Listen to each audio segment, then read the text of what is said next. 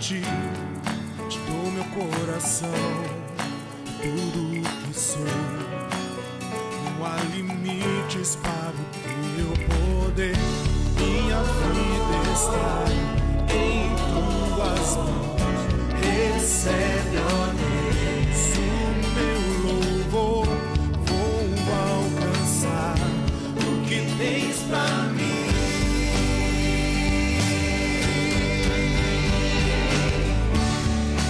Vou viver sobrenatural, aquilo que o Senhor tem reservado pra mim.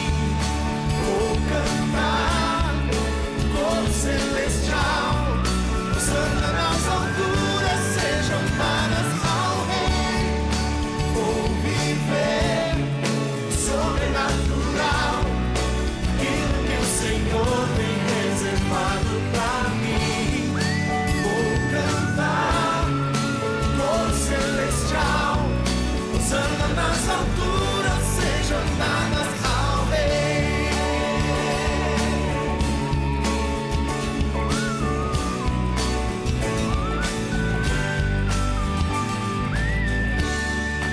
Comparável é o teu amor. Vou me entregar e confiar em ti. Te dou meu coração, tudo o que sou. Não há limites para o teu poder. Minha vida está em tuas mãos. Recebe, ó Deus, o meu louvor. Vou alcançar o que tens pra mim. Aleluia. Vou viver sobrenatural, aquilo que o Senhor tem reservado pra mim. Vou cantar coro celestial, Hosana nas alturas, sejam dadas ao Rei. Vou viver sobrenatural, aquilo que o Senhor tem reservado pra mim. Vou cantar coro celestial, Hosana nas alturas, sejam dadas ao Rei.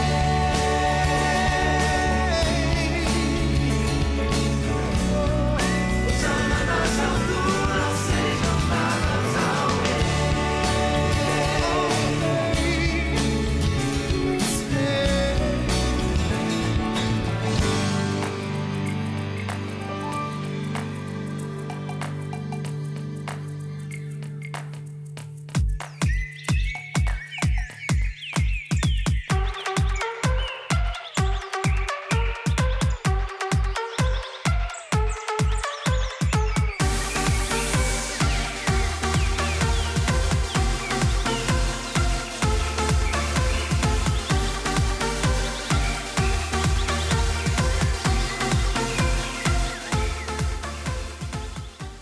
Olá, amigos e irmãos, muito bom dia, recebam todos a paz do nosso Senhor e Salvador Jesus Cristo. Eu sou o pastor Ricardo Andrade e hoje estamos começando, pela graça de Deus, mais uma vez, nosso programa Manhã Manda Aqui, o programa de todos os dias, nosso programa diário, trazendo entrevistados, trazendo história de vida, testemunhos poderosos, enfim, aquilo que está acontecendo e também trazendo palavras de especialistas, que é o nosso tema às sextas-feiras, uma manhã toda com alguém especialista em uma área para trazer um tema interessante e importante para a sua vida e para a nossa vida, tá certo? É uma sexta-feira abençoada, uma sexta-feira cheia da graça de Deus. Você que esteve conosco ontem, nosso culto de intimidade com Deus, aprendeu bastante sobre o que a palavra de Deus diz sobre o Halloween, o que o mundo ensina sobre o Halloween, já lançando algo polêmico aqui, Ângela Valtier, já começando essa manhã com polêmica. O que você acha das igrejas que trazem a festa do Halloween para dentro da igreja? Isso no Brasil não acontece muito, está começando a acontecer, mas na América isso é natural. Na América isso acontece constantemente. O ano passado, no retrasado, eu vi foto de amigos que frequentam igrejas americanas e elas trazem isso. Você entende isso como uma estratégia de evangelização? Você entende isso como um comportamento herético dos pastores? Entende isso como uma absorção do mundo para dentro da igreja? Ou entende isso, como o apóstolo Paulo disse, um comportamento tolo para poder, de repente, criar uma isca para ganhar essas pessoas? Já começa a comentar nos nossos chats aí, Facebook ou do YouTube. Já aproveite também para pedir a sua participação nesse sentido. Compartilha com outras pessoas, compartilha com amigos, manda nos grupos de WhatsApp aí o link do nosso programa, porque hoje a gente vai com tudo. Hoje o tema é feminicídio. Estamos com um especialista hoje na área jurídica, aqui na área penal, o doutor Paulo Sérgio, que vai estar com a gente aqui explicando os pormenores, tirando as dúvidas dos irmãos. Então você participe, por favor, com a gente. Você manda a sua dúvida, manda o seu questionamento, manda o seu posicionamento também. Esse tema, ele também é um tema polêmico, porque como nós temos aqui, vamos falar sobre isso hoje, se Deus permitir, é um tema que invadiu a igreja, está no nosso meio, né? Mulheres cristãs com maridos pseudos cristãos também, afligidas pela violência doméstica, afligidos pelas situações de perigo de vida e, infelizmente, como vimos esses dias também, casos de morte no nosso meio, onde o feminicídio e o homicídio ali acontecem dentro de um seio cristão. Mais uma questão polêmica para você poder participar aí com a gente, tá bom? Mais uma questão para você participar com a gente. Como a gente classifica esse acontecimento dentro do seio cristão? Marido que bate na mulher, ou marido que assassina a mulher, né? Como a gente qualifica isso dentro do nosso meio? Vai pensando aí na forma como você quer formular a sua pergunta e daqui a pouco participa aqui com a gente, tá bom? Que Deus abençoe a sua vida. Bom dia, Ângela Valtier. Bom dia, pastor Ricardo. Bom dia. Tá preparada? Tá com perguntas na bala da agulha aí, Ângela, pro doutor Paulo Sérgio? Eu tô com medo de falar alguma coisa, porque eu posso receber, né? Jamais. Ordem de prisão, jamais. tá entendendo? O homem aí é autoridade. É isso aí. Então, deixa eu quietinho. Leandrão, bom dia, meu amigo. Paz do Senhor. Bom dia, pastor. Bom dia, Leozito. Paz. Leandrão, hoje eu quero o microfone da Ângela aberto full time, hein? Que eu quero ela participando ali ativamente. Hoje vai ser uma entrevista 3 aqui. Misericórdia. Hoje vamos fazer um trio abençoado aqui para a glória do nome do nosso Senhor Jesus. Temos datas comemorativas no dia de hoje, Ângela? Temos, sim. Vamos a elas, então, por favor. Hoje é dia da instituição do direito de voto da mulher, dia 3 de novembro. Aí, tudo a ver com o tema que a gente tem hoje. Você sabe, meu amigo Paulo, irmãos aqui, que o avivamento dos Estados Unidos, ele contribuiu muito para a emancipação das mulheres no voto. Aconteceu todo o movimento espiritual nos Estados Unidos, todo mundo sabe disso, né? Rua Azusa, um despertar para o pentecostalismo, poder de Deus, movimento de Deus, mas também contribuiu muito para a emancipação ao voto da mulher, a participação da mulher na cultura de democracia americana. Então, eu não sei se isso é mundial, se isso é nacional, a comemoração desse dia, mas com certeza isso tem também a mão do Espírito Santo, a mão da mulher, a mão de Deus nesse sentido. Então, bacana saber disso. Vamos lá, Ângela. Hoje é dia do cabeleireiro e do barbeiro. Pô, que maravilha. O meu filho mais novo, agora ele faz trança no cabelo. Aí ele que falou para mim essa semana assim, pô, precisa pagar minha transista. Eu falei, você precisa raspar o cabelo, amigão. Raspar o cabelo é muito mais barato do que pagar um transista. Mas nós temos muitos irmãos aqui na nossa igreja que trabalham, né? O Mauro, que eu me lembre, o Marcos, que eu me lembre. A Cláudia. A Cláudia Tranças, exatamente. Pô, acho que tem um monte de gente, eu não vou saber se está aqui, mas a esposa do Wagner, exatamente. Mandar um abraço para todos os nossos irmãos que trabalham, que são cabeleireiros, que são barbeiros, né, que nos ajudam a ficar cada dia mais bonita e mais bonita, as mulheres aí, que Deus abençoe a sua vida. Cabeleireiro também tem uma segunda qualificação, né, Ângela? Você sabe. Ser psicólogo. Muito bem. Cabeleireiro é cabeleireiro e psicólogo, né? O salão é um grande centro de psicologia, né? Ali as mulheres se abrem, ali as mulheres ouvem umas às outras, os homens também vão lá para fofocar e tudo mais, e é uma grande bênção, uma grande bênção. É uma terapia, né? É uma terapia, que Deus abençoe todos os irmãos e irmãs que trabalham também nessa área. Temos aniversariantes no dia de hoje, dona Ângela? Eu falhei hoje, não consegui pegar. Eu só sei de cabeça que hoje temos a Valéria Galoto. Mas até terminar o programa a gente vai falar nos aniversariantes. Então vamos deixar todo mundo junto para o final. Com E certeza. aí a gente fala. Nosso amigo pastor Wander, para você que está aqui conectando-se com a gente agora, chegou aí de sopetão, de repente, foi trazido através de um link de um amigo. Primeiro, seja muito bem-vindo. É um programa cristão aqui nosso, programa Manhã Manda Aqui, trazendo temas diversos. Mandar um abraço ao pastor Wander, que é o grande capitão desse programa aqui, que conduz todos os dias, mas está de férias, está aproveitando os ares de Búzios e toda aquela região acho que dos lagos, né? Lá do Rio de Janeiro, junto com a sua esposa. Que Deus abençoe, Wander. E o Wander sempre dizia, né? Se você ama mesmo esse programa, doe as suas férias e venha estar conosco. Mas ele falou, mas não cumpriu, né? Ele disse que doou as férias dele. Ele já postou foto na praia, ele está aproveitando esses dias. Ó, e acabou disse, de chegar os aniversariantes. Tá? E é promessa do Wander que ele disse que vai se conectar ao vivo um desses dias de férias, hein? Essa promessa será cobrada com muito afinco pela equipe Manhã Manda Aqui. Eu não acredito, não. Que vai ligar para ele um dia desse de manhã e aí dele se não atender. Eu não acredito, não. Ele está aí aproveitando. Mas está certo.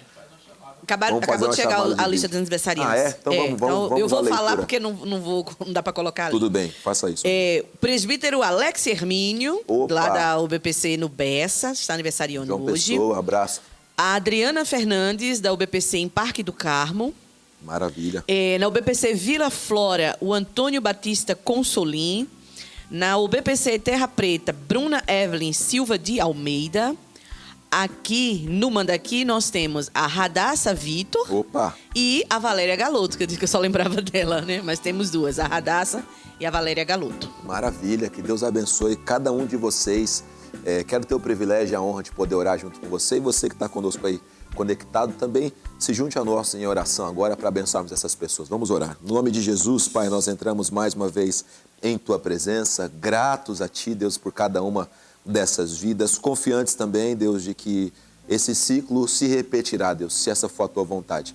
Queremos que eles tenham não só um dia abençoado, mas uma vida abençoada, que o Senhor os guarde de todo mal, que o Senhor os proteja, que eles desfrutem da Tua presença, Pai, e tenham alegria, Deus, de saber que existe um Deus que cuida, que zela e que está abençoando a vida dele, dessa irmã e deste irmão, Pai. Oramos a Ti em nome de Jesus, Pai amado, gratos ao Senhor novamente, dizendo isso, Pai Santo, pelo Teu favor, Teu cuidado com cada uma dessas vidas, assim oramos em nome de Jesus.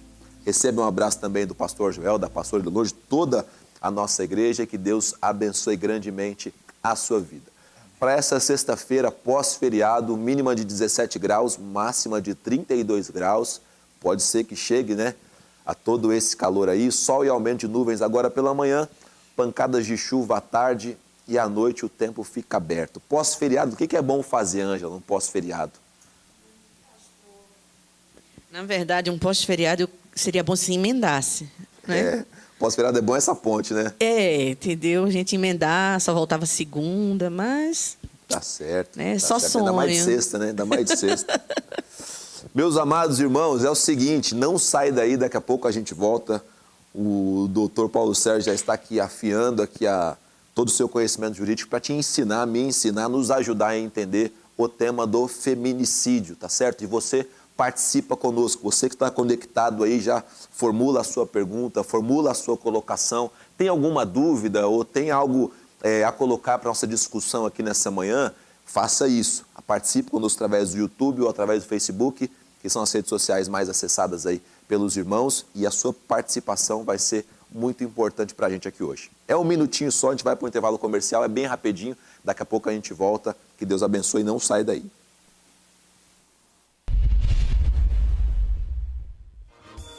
Olá, eu sou o Rediane Nascimento e eu estou aqui para te fazer um convite muito especial para você vir fazer o nosso devocional diário que acontece às 8 da manhã, de segunda a sábado. Então eu quero te convidar a vir aqui na Capela Irma Estevanato para fazermos o nosso devocional de forma presencial. Lembrando que aos sábados o nosso devocional ele é exclusivamente online. Então só me resta agora deixar com vocês um forte, mas bem forte abraço. Beijos, beijos, beijos e te vejo aqui. Tchau!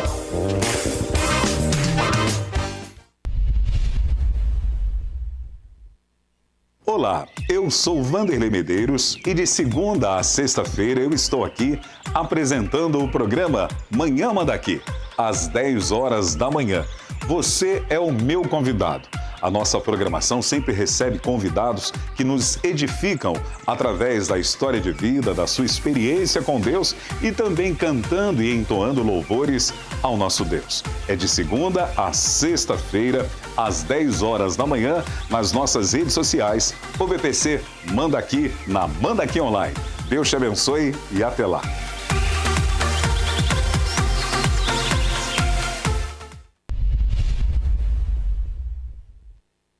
Olá, graça e paz do Senhor Jesus Cristo. Eu sou o pastor Eduardo. Quero convidá-los a participar conosco do programa Conversa Teológica, que vai ao ar toda segunda-feira às 15 horas pela rede OBPC Manda Aqui. O programa se dedica a análises teológicas do ponto de vista das Escrituras. Participe conosco toda segunda-feira, 15 horas. Aguardo por você. Um grande abraço e até lá.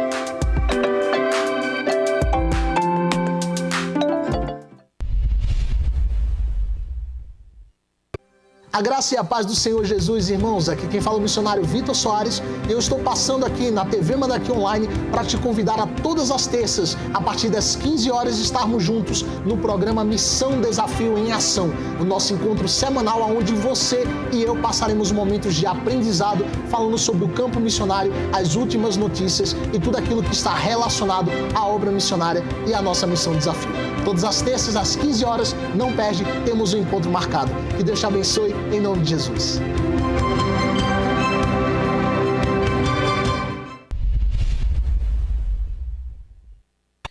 Olá, eu sou Ângela Vautier. Eu sou o pastor Daniel Rocha. E nós estamos aqui para te convidar para o programa Os Hinos que Cantamos, um programa abençoado com muita música, muita história boa e a presença de Deus através da palavra.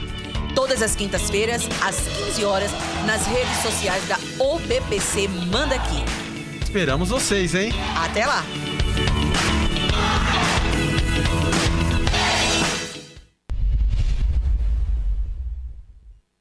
Olá, queridos! É uma alegria passarmos aqui para convidá-los a estar conosco todas as sextas-feiras, às 15 horas, no programa Aliança de Amor. Tratando dos assuntos que dizem respeito ao dia a dia da família, aquilo que acontece na minha e da sua casa. Esteja conosco, participe através das redes sociais ou BBC Manda Aqui. Até lá!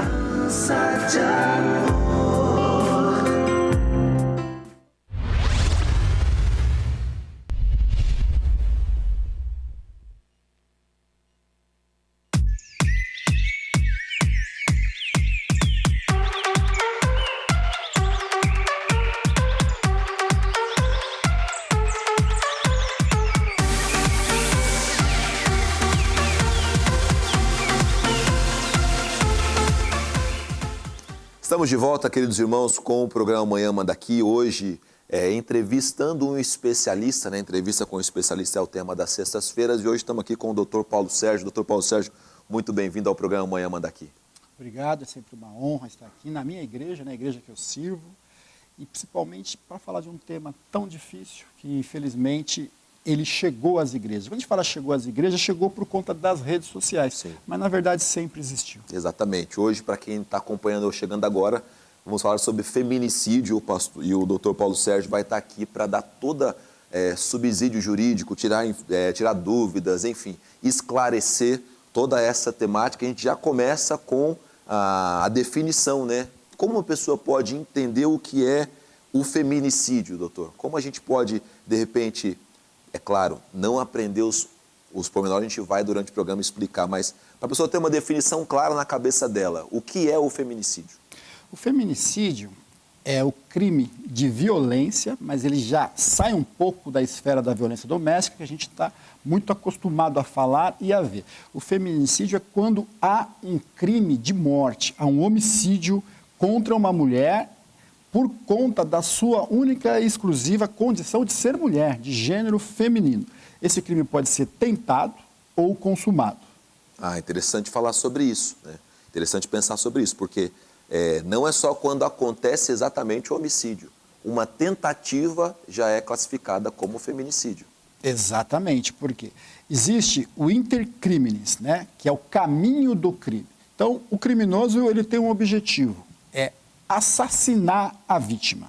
única e exclusivamente por ser mulher. Um crime de ódio mesmo, né? Contudo, muitas vezes ele não consegue esse resultado final por razões adversas. Muitas vezes a vítima reage, muitas vezes alguém intervém em legítima defesa de terceiro, porque a legítima defesa não é só sua. Você pode agir em legítima defesa, até mesmo matar alguém que tenta matar a sua vida. E eu posso agir também em legítima defesa sua. Você, pastor, ou o senhor, pode agir em legítima defesa de uma mulher que está sendo vítima de feminicídio. Então, nessa atuação de terceiro que inibe a consumação do crime, o homicídio vai ficar na parte tentada. Entendi. A gente tem em João capítulo 8, uma situação bíblica onde uma mulher é trazida diante de... É claro, é a lei judaica, eu sei disso, você também sabe. É um outro regimento, né, que eles estão seguindo ali, mas ela vai ser apedrejada, ela vai ser morta por conta de ser pega em um ato de adultério, né? É claro, nesse caso... Pastor, você está misturando as... Não, nesse caso estou querendo te explicar o que não é o feminicídio, né? Porque esse caso, ela está sendo levada à morte ou com uma tentativa de morte, não por conta de ser mulher, mas por conta de um ato de adultério que a lei judaica, a lei de Moisés, tinha a prerrogativa de assassinar pessoas nesse sentido, de matar pessoas nesse sentido. Então, só para você poder entender em casa, dentro de um viés bíblico, quando há a intenção de matar, só pelo fato da pessoa ter o sexo feminino, tentativa ou a consumação do ato, feminicídio, né? Não por outras razões, como essa, adultério ou outro motivo. Aí é um homicídio que pode ser depois qualificado de diversas formas, certo, doutor Paulo Sérgio?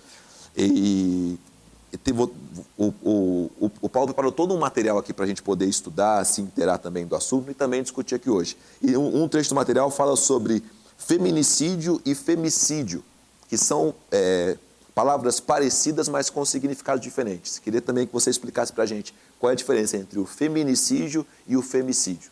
Importante também, pastor, quando o senhor traz a palavra de Deus para esse assunto, porque a legislação, não só a brasileira, mas vem muito da Bíblia. Sim. Né? Porque lá Jesus também estava praticando a lei. E ele deixou bem claro que a lei era para todos, não era só para aquela mulher. Por isso que ele fala, né, quem não tem pecado, que atire a primeira pedra. Perfeito. Ou seja, aqueles também, inclusive o adúltero, né? Porque o adultério tem que ter o adúltero também, não é só a mulher. Então, ele não aparece na história, né? Ele deixa bem claro que a lei é para todas e a nossa legislação é muito pautada nas Sagradas Escrituras. A sua pergunta é a diferença de femicídio e feminicídio, é isso? Exatamente. Femicídio, ele é um gênero, tá? O feminicídio, ele já é a espécie. Como o senhor já falou, o femicídio é um crime contra uma mulher. Ponto, final. O feminicídio é um crime contra uma mulher por razão de gênero feminino. Única e exclusivamente por ela ser mulher, um crime de ódio mesmo. E você tem definições jurídicas diferentes para ambos os casos, né? Sim. O feminicídio, ele entra como um tipo de crime e o femicídio como outro tipo de crime? Isso. O feminicídio, ele na verdade, ele não é um crime, ele é uma qualificadora do homicídio. Artigo 121 do Código Penal, matar alguém, homicídio simples, pena de 6 a 12 anos. Como o feminicídio, ele é um crime muito grave, né? Por uma questão de ódio, por uma questão contra as mulheres, ele recebe uma qualificadora e ele é equiparado a um crime hediondo, que é os crimes mais horrendos do Código Penal, cujas penas, inclusive, são maiores. Como eu disse, matar alguém, homicídio simples, 6 a 12 anos. Feminicídio, a pena, ela já começa em 12 a 30 anos. De reclusão. De reclusão, regime fechado. Eu sei também que a gente vai entrar nisso um pouquinho mais para frente, tá? Mas eu não consigo guardar a pergunta para esse momento. Dentro do feminicídio, você tem algum tipo de brandura de pena? A pena pode ficar menor por conta de um bom comportamento ou alguma coisa pode decorrer no meio do caminho que você fique menos do que 12 anos preso? No Brasil, tá? Ninguém fica preso à totalidade da pena. A gente existe, agora já na execução penal, depois do trânsito julgado. A pessoa foi julgada, foi condenada, fez os recursos, e a pena se manteve. Vai para a execução penal. Na execução penal, existem as progressões de regime. Então, o réu, ele começa no regime fechado, Certo. dependendo do crime, tá? Ele tem progressões. Então, ele vai ficar no regime fechado, digamos que uma pena aí de 30 anos, a pena máxima. Contudo, a pena máxima no Brasil mudou, não é mais 30 anos, agora é 40 anos, tá? Então, ninguém pode ficar preso mais do que 40 anos. Mas, num caso específico de uma pena de 30 anos, então, ele vai ficar no regime fechado. Após um lapso temporal, por ser crime hediondo, e se ele for primário, ele vai cumprir 60% dessa pena. Após ele cumprir 60% dessa pena, ele passa para o regime semiaberto. O regime semiaberto já é aquele regime, como o nome diz, é semiaberto, ou seja, ele não é aberto. Então, o réu ele vai ter uma oportunidade de trabalhar, de estudar, de ressocializar. E vai fazer aquelas saidinhas temporárias nas datas comemorativas, Dia das Crianças, Dia dos Pais, final de ano, porque ele vai se ressocializando, ele vai passar por um teste para ver se ele está apto a voltar para a sociedade. Os semiabertos são saídas em datas específicas? É uma das qualificadoras dele, ou das qualidades, porque o regime semiaberto nada mais é de que você está preso numa unidade prisional, só que você sai daquele presídio que é regime fechado e você vai para um presídio que você vai ter oportunidade de estudar. É um presídio mais preparado, tem empresas dentro da cadeia que você pode trabalhar. Alguns réus que antes de cometer o crime, por exemplo, e ele tinha uma profissão definida, ele pode sair, inclusive, para ir para o trabalho dele e voltar no regime semiaberto. Além disso, ele sai nas saídas temporárias, ele tem um tempo maior, pelo menos uma semana ali junto com a família. Entendi. E depois, o regime aberto, como o nome diz, o regime aberto é aquele que ele vem de fato para casa, mas ele ainda está preso. Ele está preso no regime aberto, ele vai cumprir algumas condições. Por exemplo, não pode passar das 22 horas na rua, exceto se estiver trabalhando, se estiver indo ou voltando da igreja, ou coisas do gênero. Não pode frequentar alguns lugares pervertidos, bares, entre outros, tá? Então, ele está no regime aberto, mas ele está sendo fiscalizado, ele está sendo vigiado. Evidentemente que em São Paulo, pelo menos, a gente não tem uma polícia efetiva que fiscalize essas penas. Então, ele é autofiscalizado. Evidentemente, se há uma denúncia que ele está envolvido em algum crime, alguma atividade ilícita, frequentando algum lugar incompatível, aí a polícia vai e na pesquisa vai ver que ele está no regime aberto, descumpre o regime aberto, ele volta para o fechado. Meu Deus do céu, entendi. Nós tivemos um caso aqui, é um caso... ele é antigo, mas talvez ele foi o precursor, né? Ele acendeu meio que a luz para isso, que é o caso da Ângela Diniz, né? Que é um caso antigo, mas um caso de repercussão nacional. E ele que foi meio que o gatilho para toda essa questão. Você poderia falar um pouquinho sobre esse caso, que eu sei que você tem bastante conhecimento dele, e também o que a partir dele aconteceu com relação a esse cuidado com as mulheres? O senhor falou em relação ao direito das mulheres votarem. Né? Tudo isso vem da manifestação do desejo das mulheres, da busca por isso. Então, as mulheres, elas têm umas lutas, aliás, têm lutas constantes por melhoria, por igualdade e por direitos. Tá? E no caso do feminicídio, hoje existe uma lei forte, uma lei eficaz, justamente por conta desse movimento das mulheres, que nasceu lá na final da década de 70, começo da década de 80, com esse primeiro caso que chamou a atenção. Por que chamou a atenção o caso de Doca Street e Ângela Diniz? Porque foi um caso atípico.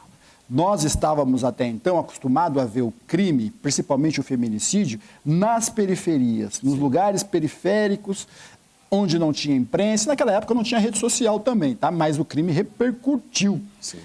Doca Street e Ângela Diniz, eles eram ali de um ambiente nobre do Rio de Janeiro. Moravam ali na cidade de Búzios. Eles eram da elite, eram pessoas da elite. Tá? E Ângela Diniz, por tudo que conta a história e o processo, ela sofria violências domésticas. Ela sofria violência doméstica, né? Tem relatos de que Doca era sustentado por ela, né? Ela que mantinha a casa. E dentro desse contexto de violência doméstica, ela resolveu se separar de Doca.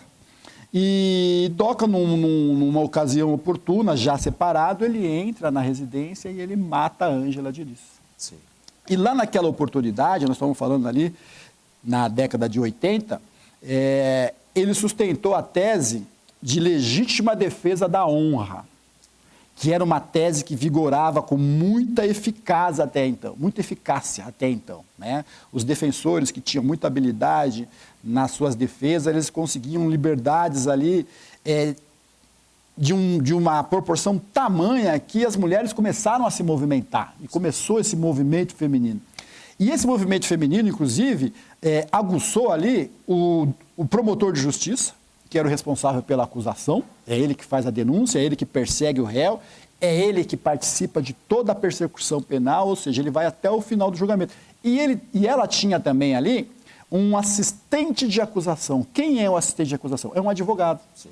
Então ela contratou também, aliás, os familiares, um assistente de acusação, que era um advogado que, junto com o promotor, entrou nessa batalha jurídica, impetraram ali um recurso, que é o recurso de apelação, e aproveitaram esse clamor público das mulheres, e o tribunal acabou anulando esse julgamento. Aí houve um novo julgamento.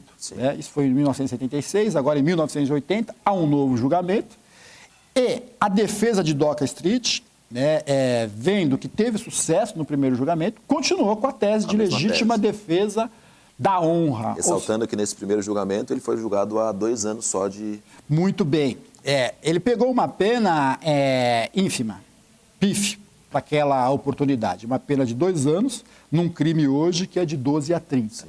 Então, 2 anos, aí entra nos tipos de prisão, que não era de detenção, não era de reclusão, era de detenção, que é uma pena em regime aberto. Era uma suspensão condicional da pena. Então, ele pegou uma pena de 2 anos, essa pena ficou suspensa, ou seja, ele não foi para a cadeia. Ele não sei o que ele fez na época, se ele prestou algum serviço à comunidade, se ele pagou algum valor para alguma instituição, mas em liberdade. Tá? Não foi preso porque houve uma desclassificação do homicídio. Entendi. Ou seja, ele teve ali, na verdade, um motivo para matar ela, que era um crime contra a honra. Ele entendeu que a honra dele foi ferida, porque na época... a tese era que Ângela, naquela época, tinha uma relação homoafetiva, que não foi comprovado também. E aí o tribunal caça essa decisão e há um novo julgamento. E aí o defensor, ele mantém a mesma tese. Não, a tese foi boa, conseguimos êxito, vamos conseguir de novo. Mas eles não contavam com os movimentos das mulheres, que era muito forte na frente do tribunal. E quem julga o homicídio, nós vamos falar disso depois, são pessoas comuns da sociedade. O senhor pode ser um juiz, eu, a Ângela, porque quem julga um crime de homicídio são os iguais. E esse clamor popular das mulheres também contaminaram os jurados. E nesse julgamento, Doca é condenado, a tese dele não tem êxito, e aí sim ele pega uma pena de 15 anos. Aí de reclusão mesmo. Reclusão, regime fechado, começa no fechado, evidentemente que fez as progressões, eu não lembro agora como é que foi, né, para fechado, semiaberto e aberto. E aí existe dentro também do cenário jurídico, algo que eu estudei na faculdade quando eu fiz administração, que são as jurisprudências, né? Que é o retorno, na verdade retorno não, mas a absorção do sentido jurídico de algo que foi julgado. Porque, assim, eu percebi no material que você mandou que a legítima defesa da honra, a partir de então desse caso, todas as vezes que ela era apresentada, ela já não vingava mais como anteriormente isso acontecia. Muito bem falado. O que é jurisprudência, pastor Ricardo? A jurisprudência são casos, né, idênticos que têm êxito, por exemplo, no Tribunal do Júri do Rio de Janeiro, no Tribunal do Júri de São Paulo, no Tribunal do Júri da Bahia. Todos os tribunais estão absolvendo réus por legítima defesa da honra. Tá? Isso não está no Código Penal, mas virou uma jurisprudência. Ou seja, se todos os juízes estão entendendo assim, então, de fato, os julgamentos têm que ser decididos nesse sentido. Sim. Então, sempre que havia julgamentos nesse sentido, após o crivo do contraditório e da ampla defesa. O que é isso? Todos com direito de defesa, os debates à exaustão. Sim. E o Tribunal do Júri é especialista para isso. Tá? As provas são debatidas à exaustão. Lá a gente não busca, na verdade, a legítima defesa. A gente busca não só a legítima defesa, a gente busca o extremo dela. Tá? A gente busca ali todo o tipo de defesa é debatido à exaustão. E, nesse sentido, esses casos sempre tinham êxito. Mas houve aí esse movimento popular que acabou, nesse caso, tendo êxito, e os outros casos foram todos pautados nesse sentido. E aí houve uma nova jurisprudência. Né? Ou seja, a legítima defesa da honra não é mais aceita pelos tribunais nem pelos juízes. Então ela foi diminuindo, como hoje também já não tem mais força. Deixa eu fazer uma pergunta agora, é de cunho pessoal. O promotor que é elegido, escolhido, não sei qual é a definição correta, para um caso como esse, ele é eleito por quem, Paulo? Não, o promotor, graças a Deus, e alguns juízes, com exceção do Supremo Tribunal Federal, eles são concursados. Não, tá? tudo bem. Digo assim, pro caso, vamos supor, então, para esse caso, como é que esse cara chegou lá? Eles são concursados, passam no concurso público e se especializam. Tá? Então, tem o promotor criminal, tem o promotor que atua na área civil, na fazenda pública. O promotor da área criminal, ele pode ser um promotor de uma vara normal, uma vara criminal normal, e pode ser um promotor do tribunal do júri, que aí já exige uma especialidade, ele se torna um especialista no tribunal do júri. Então, os promotores que trabalham no tribunal do júri, que são os crimes contra a vida, são especialistas, eles atuam só no tribunal do júri, eles só fazem perfeito. isso. Então, qualquer caso que chegar a esse ponto, ou a essa condição de ser julgado no tribunal do júri, um promotor do tribunal de júri vai ser alocado para esse caso, é isso? Isso, toda a vara. Por exemplo, nós temos aqui o 2º Tribunal do Júri no Fórum de Santana. Certo. Então, todos os crimes nessa região vai para o 2º Tribunal do Júri no Fórum de Santana, que hoje está alocado no Fórum Criminal da Barra Funda. Tá? Por ser um fórum central, o maior fórum da América Latina, todos os tribunais dos júris estão lá. Tá? Então, no Fórum de Santana, no 2º Tribunal do Júri, na 2ª Vara do Júri, nós temos 2 promotores lá. Bacana. Um titular Bacana. e um auxiliar. Perfeito. Nós temos também um mapa da violência, e ele concluiu, reputou aí informações de 1980 até 2003. Agora já tem 10 anos desse gap aí, mas nós temos informações também mais recentes que a gente vai passar aqui. Mas dentro desse período aí que foi reportado na pesquisa, são 106 mil mortes violentas de mulheres. E agora, uma informação importante também é que metade desses crimes aconteceram dentro do ano 2000, de 2000 para frente. Você tem uma razão, Paulo? Você conhece, de repente, uma explicação? É por uma questão de conhecimento da causa? Há anos atrás eu fiz uma pesquisa sobre suicídio para poder ministrar sobre isso numa determinada situação. E dentro dessas pesquisas eu vi que o número era muito grande. Mas as pesquisas de suicídio só computam os casos que foram consumados. Não computam as tentativas, não computam, situações onde a pessoa chega no hospital mal e aí isso não é reportado. Você tem uma explicação porque a partir do ano 2000 esse número tomou uma proporção tão grande assim?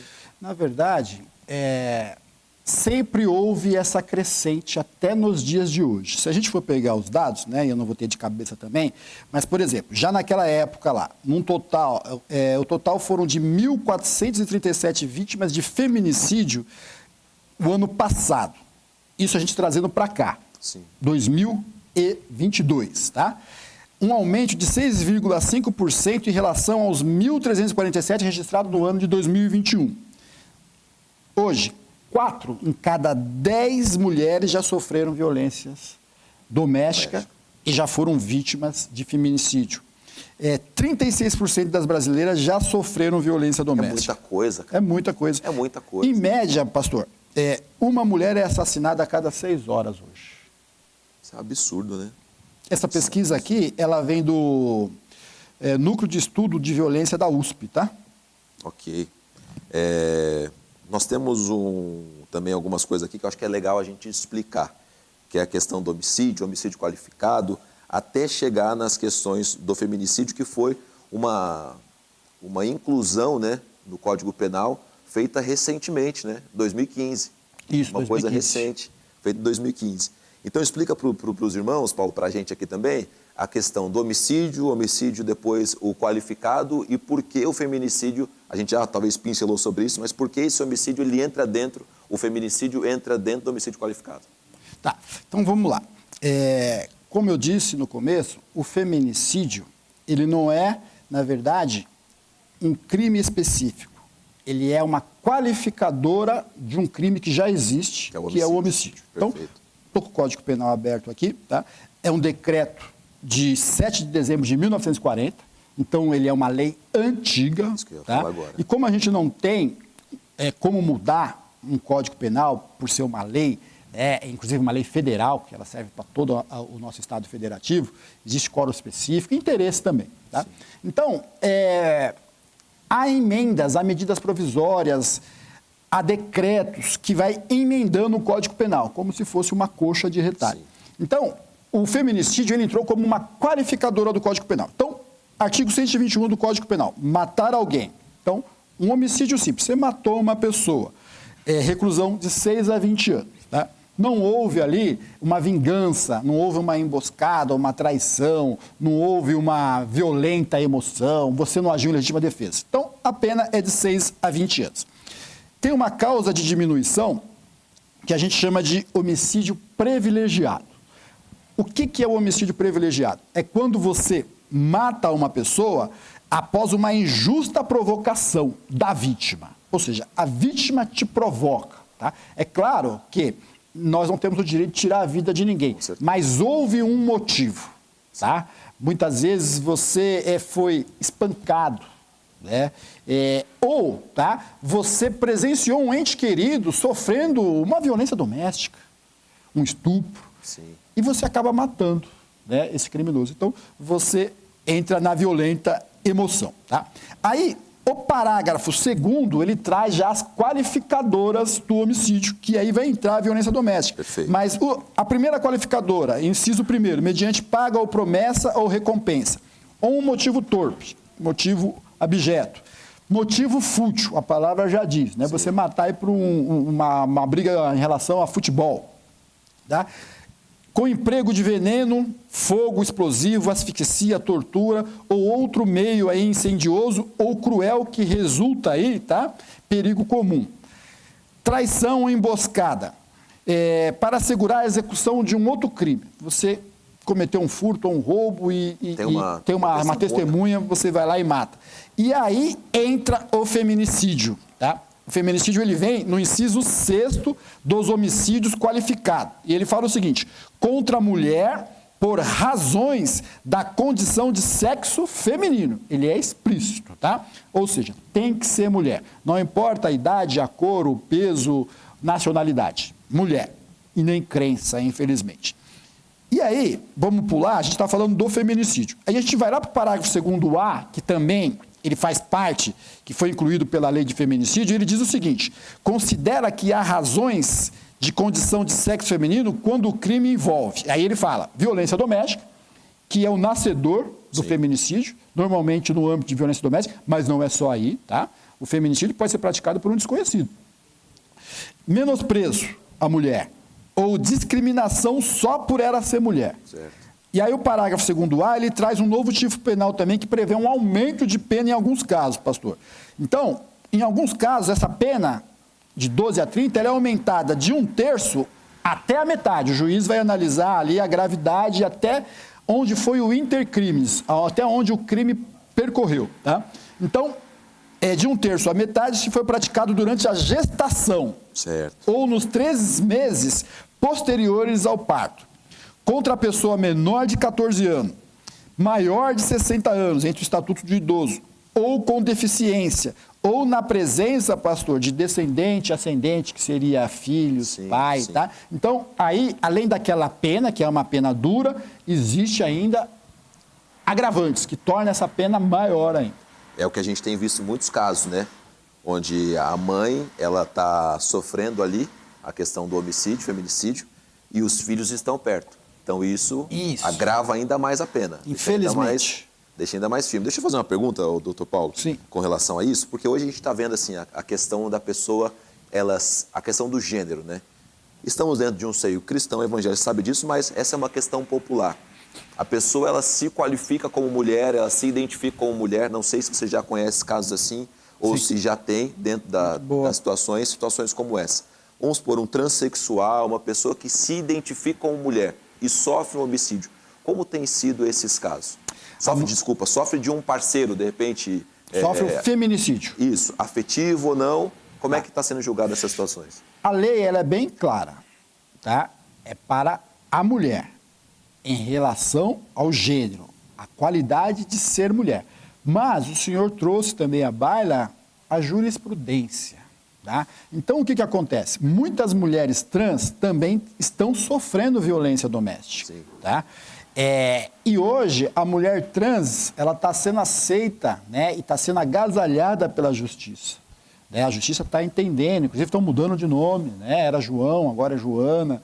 Então, alguns juízes estão estendendo a lei não só do feminicídio, mas da violência doméstica, de uma forma geral, para mulheres trans que estão no ambiente doméstico, tá? No ambiente familiar, e que estão se enquadrando ali como vítima de feminicídio. São poucos casos, é uma tendência. Sim, sim. A gente percebe, né, que a sociedade ela está se voltando muito para esse tema, né? Ela tá se virando para isso, e essas leis, elas vão ter que entrar no campo da jurisprudência ou no campo de um decreto ou no campo de uma emenda para poder abarcar. E isso é uma discussão muito séria, né?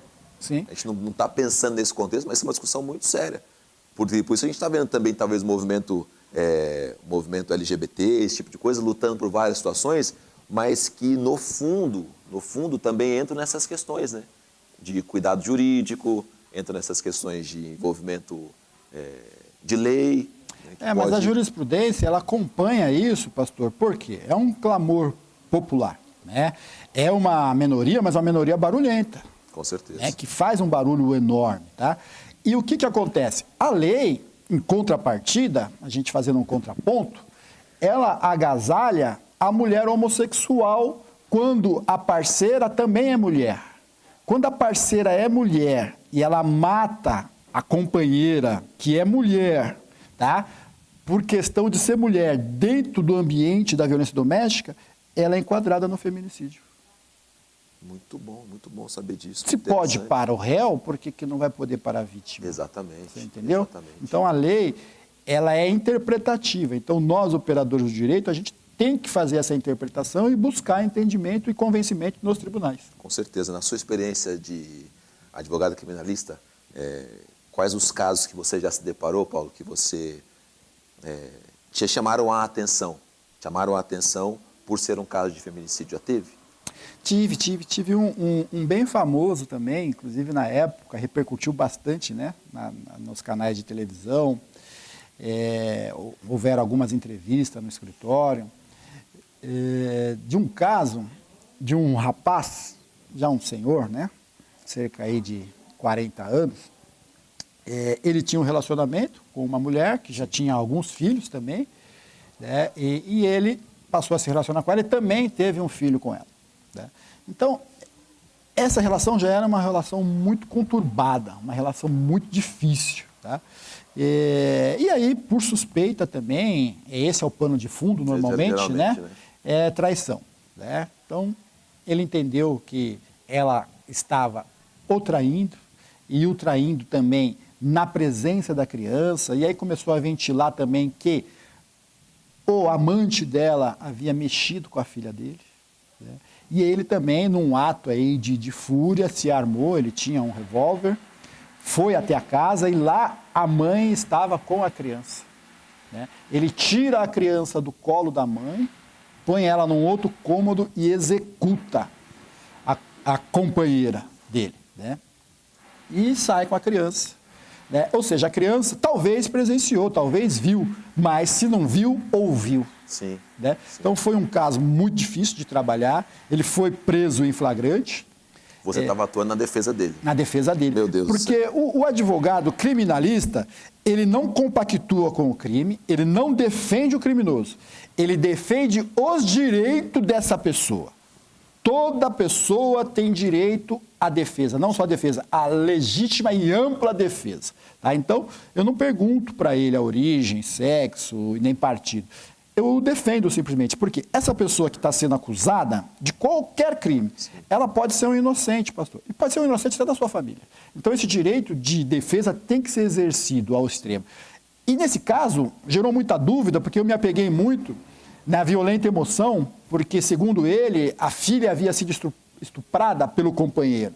Né? Não que havia razão, mas eu havia guarida na legislação. Existe o homicídio privilegiado. Tanto é que na audiência de custódia ele ganhou a liberdade. Ele só foi preso novamente porque era um cabeçudo. Ele passou a ameaçar a vítima. Aí ele foi preso novamente, não saiu mais, foi preso preventivo, foi julgado e foi condenado e está preso até hoje. Entendi. Mas são casos assim que eu sei que na sua condição você tem que ter muita centralidade, né? Tem que estar muito fundamentado para exercer a sua profissão, não deixar o lado emocional falar, não deixar outras situações, porque pro público em geral, né, o advogado criminalista em situações como essa, ele acaba virando um vilão junto com o assassino, né? Porque eu não sei como essas entrevistas foram dirigidas, eu até ouvi falar do caso, eu vi posts seus e tudo mais, mas não entrei para me aprofundar nisso. Inclusive, Ângela, a gente tem um caso muito recente também de feminicídio, né, de uma cantora evangélica.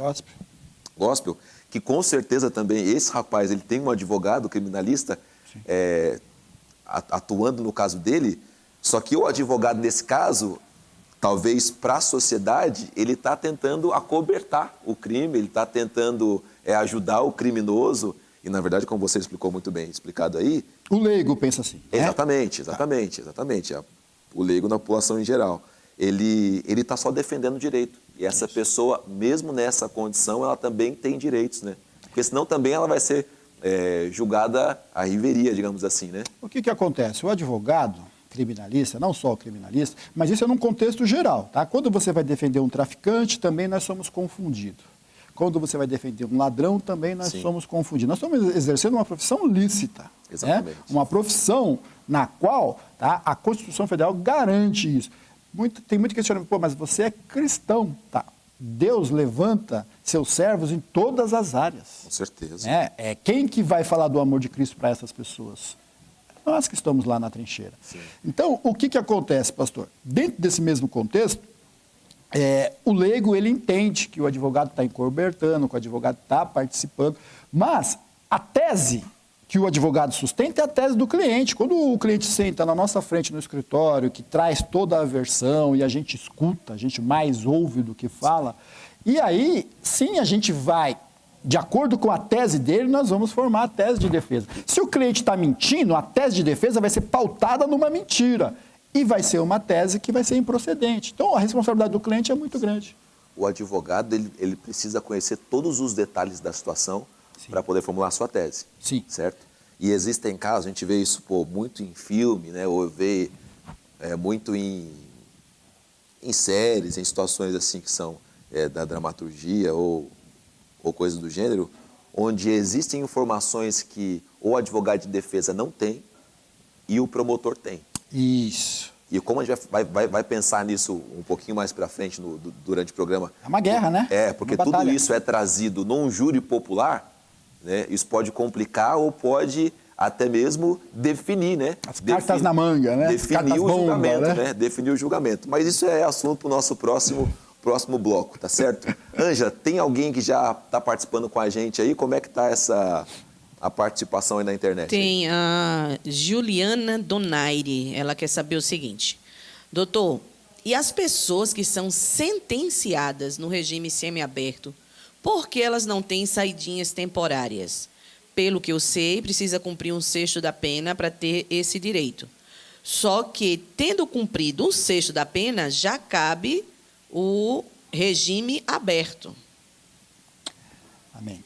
O que acontece é o seguinte: nós, operadores do direito, nós somos intérpretes da lei.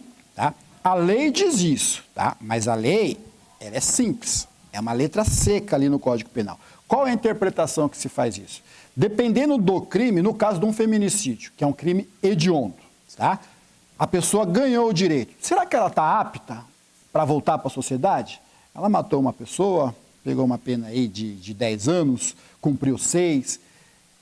O advogado não é psicólogo, não é psiquiatra. O juiz da execução penal também não é. O promotor também não é. Então, o que se faz? Vamos passar esse rapaz para um exame criminológico. Ele vai passar por um núcleo onde vai ter lá, né, um psicólogo, às vezes um psiquiatra.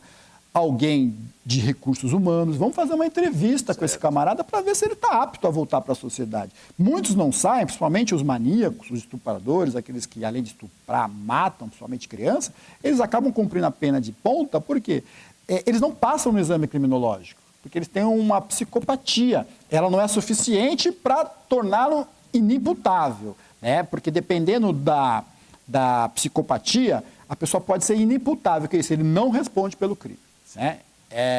Ele é condenado a uma pena alternativa, que ela é substituída ou por um tratamento ambulatorial ou internação num lugar específico que cuida de pessoas que têm doenças mentais, tá?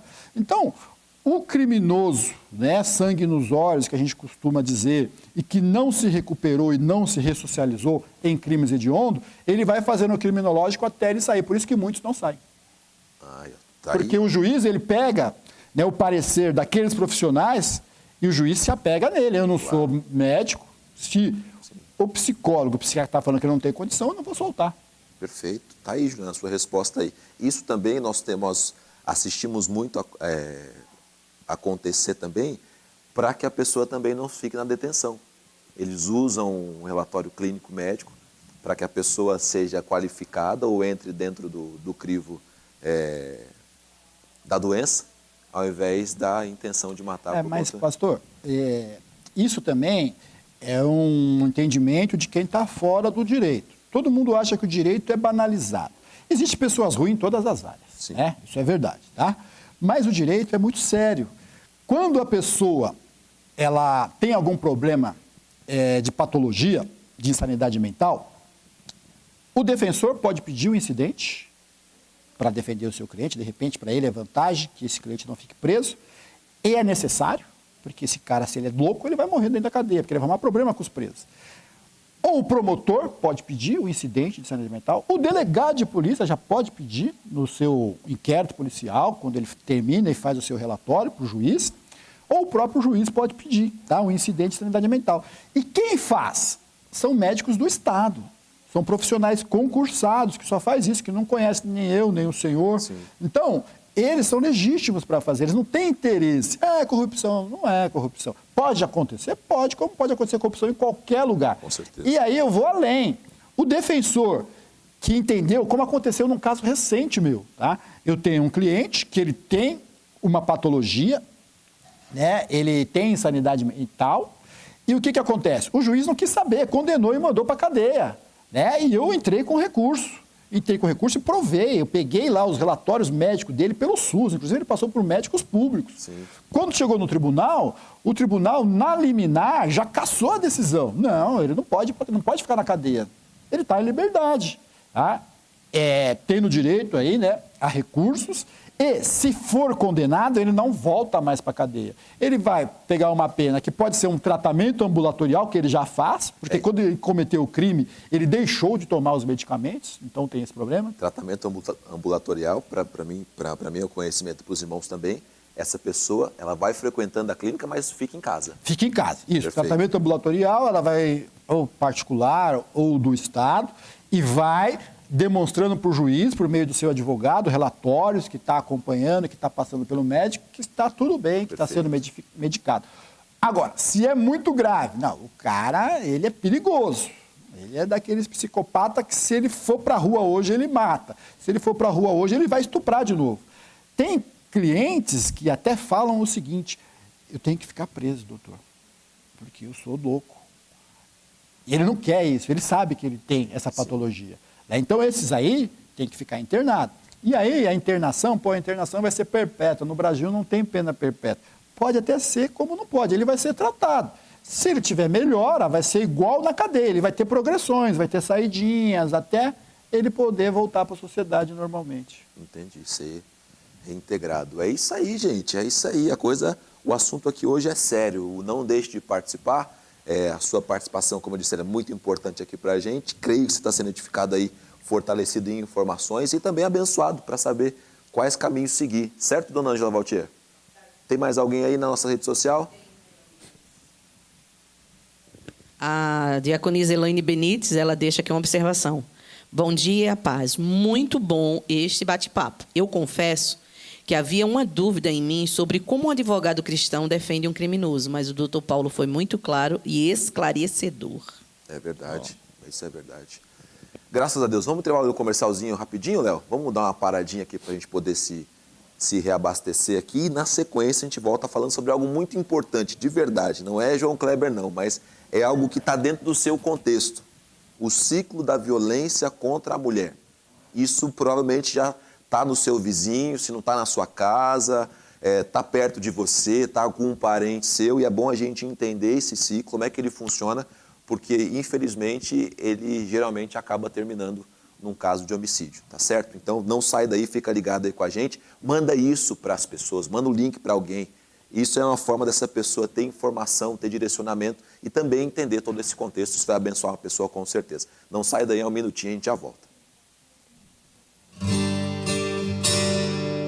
Escolho confiar, escolho acreditar na sua voz, na sua palavra. Recebi acusações, estou cheio de ameaças, mas ouvi a sua voz declarando: seja forte e confie nos meus planos. Inclina os teus ouvidos e ouve-me. Abre os meus olhos, eu quero ver tua beleza e bondade, entender a tua vontade e acreditar que tu tens o melhor. Jesus, a quem tenho eu além de ti? És minha vida, princípio e fim. Não há o que temer, não há, não há. No controle eu sei que estás. A quem tenho eu além de ti? És minha vida, princípio e fim. Não há o que temer, não há, não há. No controle eu sei que estás. Eu escolho confiar, escolho acreditar na sua voz, na sua palavra. Recebi acusações, estou cheio de ameaças, mas ouvi a sua voz declarando: seja forte e confie nos meus planos. Inclina os teus ouvidos e ouve-me. Abre os meus olhos, eu quero ver tua beleza e bondade, entender a tua vontade e acreditar que tu tens o melhor. Jesus, a quem tenho eu além de ti? És minha vida, princípio e fim. Não há o que temer, não há, não há. No controle eu sei que estás. A quem tenho eu além de ti? És minha vida, princípio e fim. Não há o que temer, não há, não há. No controle eu sei que estás. A quem tenho eu além de ti? És minha vida, princípio e fim. Não há o que temer, não há, não há. No controle eu sei que estás. Não há o que temer, não há, não há. No controle eu sei que estás. Não há o que temer, não há, não há. No controle Deus está.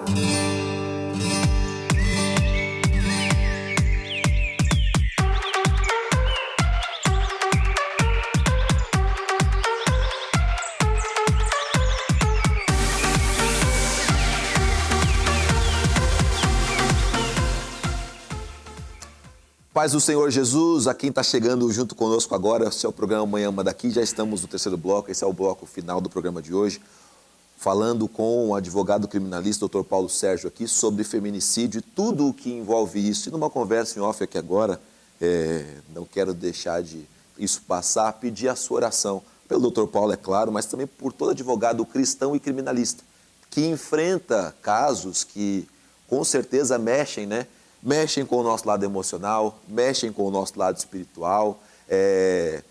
São questões muito sérias que mexem com a vida, e se mexe com a vida tem obra divina e obra maligna misturado. Então, que você possa sempre ser um intercessor dos advogados cristãos e no geral também, né? Para que essas pessoas possam serem capacitadas, protegidas e abençoadas por Deus. E eu prometi para vocês que nós voltaríamos nesse bloco falando sobre algo que com certeza ou está batendo na sua porta, ou está na casa do vizinho, e provavelmente você já conhece um caso desse.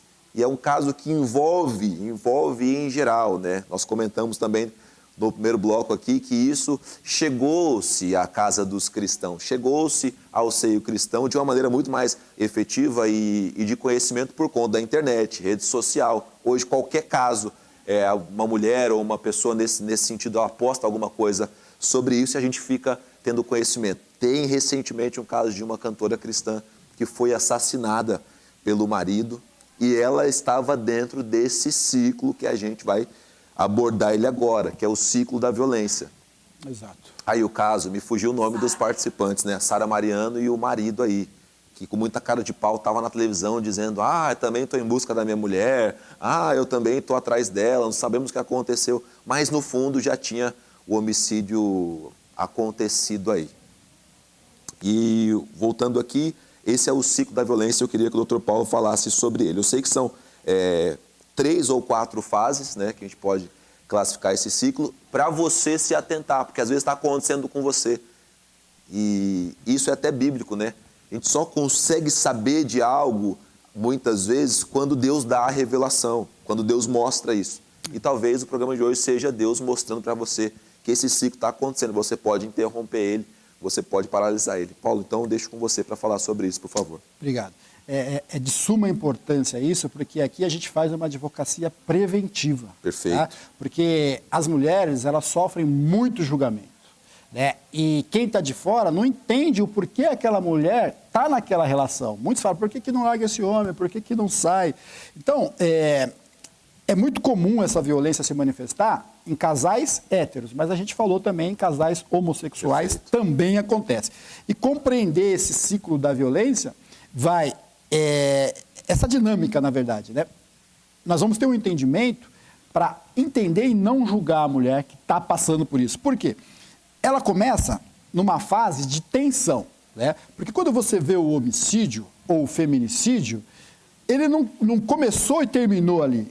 Ele teve um ciclo antes de violência que a mulher não percebeu e não conseguiu sair. Não foi só um ato de impulsão, né? Exatamente. O ciclo de violência começa com a fase de tensão. A fase de tensão, como o nome já diz, é aquela fase da explosão. Os gritos, os xingamentos, aquelas raivas, os insultos, até mesmo as ameaças. Só que, mulheres, isso já é violência doméstica. Perfeito. A violência doméstica não é só quando o cara puxa o cabelo, bate, agride, chacoalha. Não, existe a violência psicológica, financeira, patrimonial, emocional.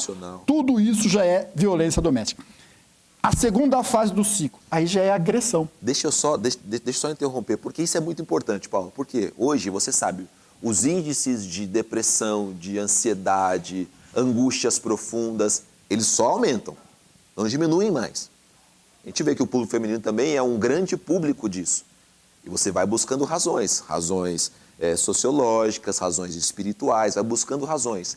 Muitas razões dessas condições é o lar, é o ambiente, porque a mulher está sofrendo a pressão psicológica o tempo todo, Está sofrendo a pressão emocional ou a violência emocional, a gente não quer classificar assim, né? Sim. A gente não quer, por quê? Porque é um casal de crente, esse cara está no final de semana na igreja, ela está na igreja, mas já é uma violência contra a sua esposa.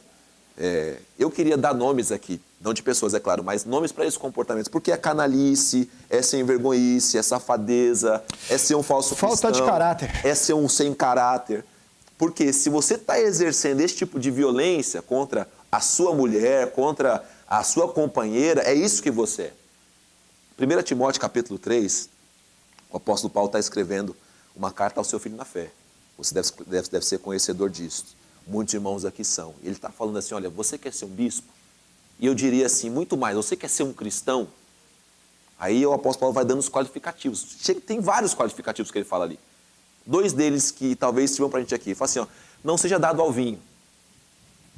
Aí na sequência ele diz o seguinte, versículo 3, não seja dado à violência. De que caráter, de que cunho? Todos eles. Ah, eu não bato na minha esposa, mas o que você faz com ela emocionalmente não é uma violência? Sim. O que você faz com ela psicologicamente também não é uma violência? Para depois, a Bíblia diz o seguinte assim, não levante as mãos com ira e nem contenda. A Bíblia diz que Deus não vai receber a sua adoração, nem o seu louvor, nada que você faz. Então isso é um ponto muito sério para a gente debater, para a gente pensar. Porque, não, eu só posso ser julgado então quando eu enfio a mão na minha esposa. Não. É uma forma de você ofender, machucar, transtornar, prejudicar também a ofensa e a pressão emocional que você faz ou qualquer outro tipo. E isso, meu amigo, entenda isso, isso inviabiliza a sua vida com Deus. Porque essas duas coisas não concordam, não andam juntas, elas não compactuam. É água e vinho. Se você bate na sua mulher, se você, não importa se é fisicamente, emocionalmente ou psicologicamente, você não está conseguindo ter comunhão com Deus. E isso é um ponto final para mim. Isso não há tipo, não, mas é isso, não mais. Meu amigo, não há. Não tem como você julgar em cima disso. Ou é uma coisa ou é outra e ponto final. Mas desculpa, pode seguir. Não, é bom. Foi bom o senhor falar isso, pastor, porque a gente deu o exemplo, né, de um casal evangélico, mas não é só naquela igreja, não. Pô, exatamente. Acontece em toda igreja, na nossa acontece. Sim. Evidentemente que os profissionais que atuam nessa área, que são os advogados criminalistas, a gente tem um sigilo profissional, né? E é claro, se há algum risco ou coisas que possa levar à morte, a gente tem que levar, né, para as nossas autoridades pastorais e autoridade judicial também. Claro. A gente não pode compactar com isso. Então, dentro da fase da tensão, né, que é aquela fase do destemperamento, que às vezes a mulher não consegue enxergar, porque casou com aquele homem, ele era tão gentil, tão romântico, e agora está assim. Então, ela fica observando, e aí passa, pastor, para a fase das agressões.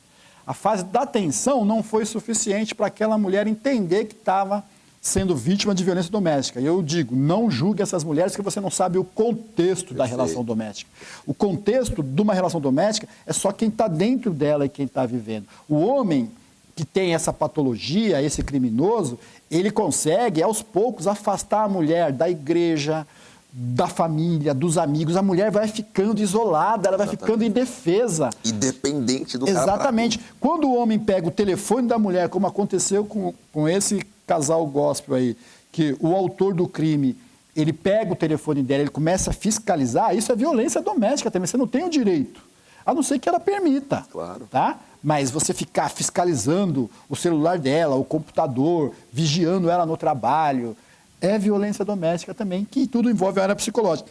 A fase da agressão é que todos conhecem, mas antes passou pela essa fase de tensão.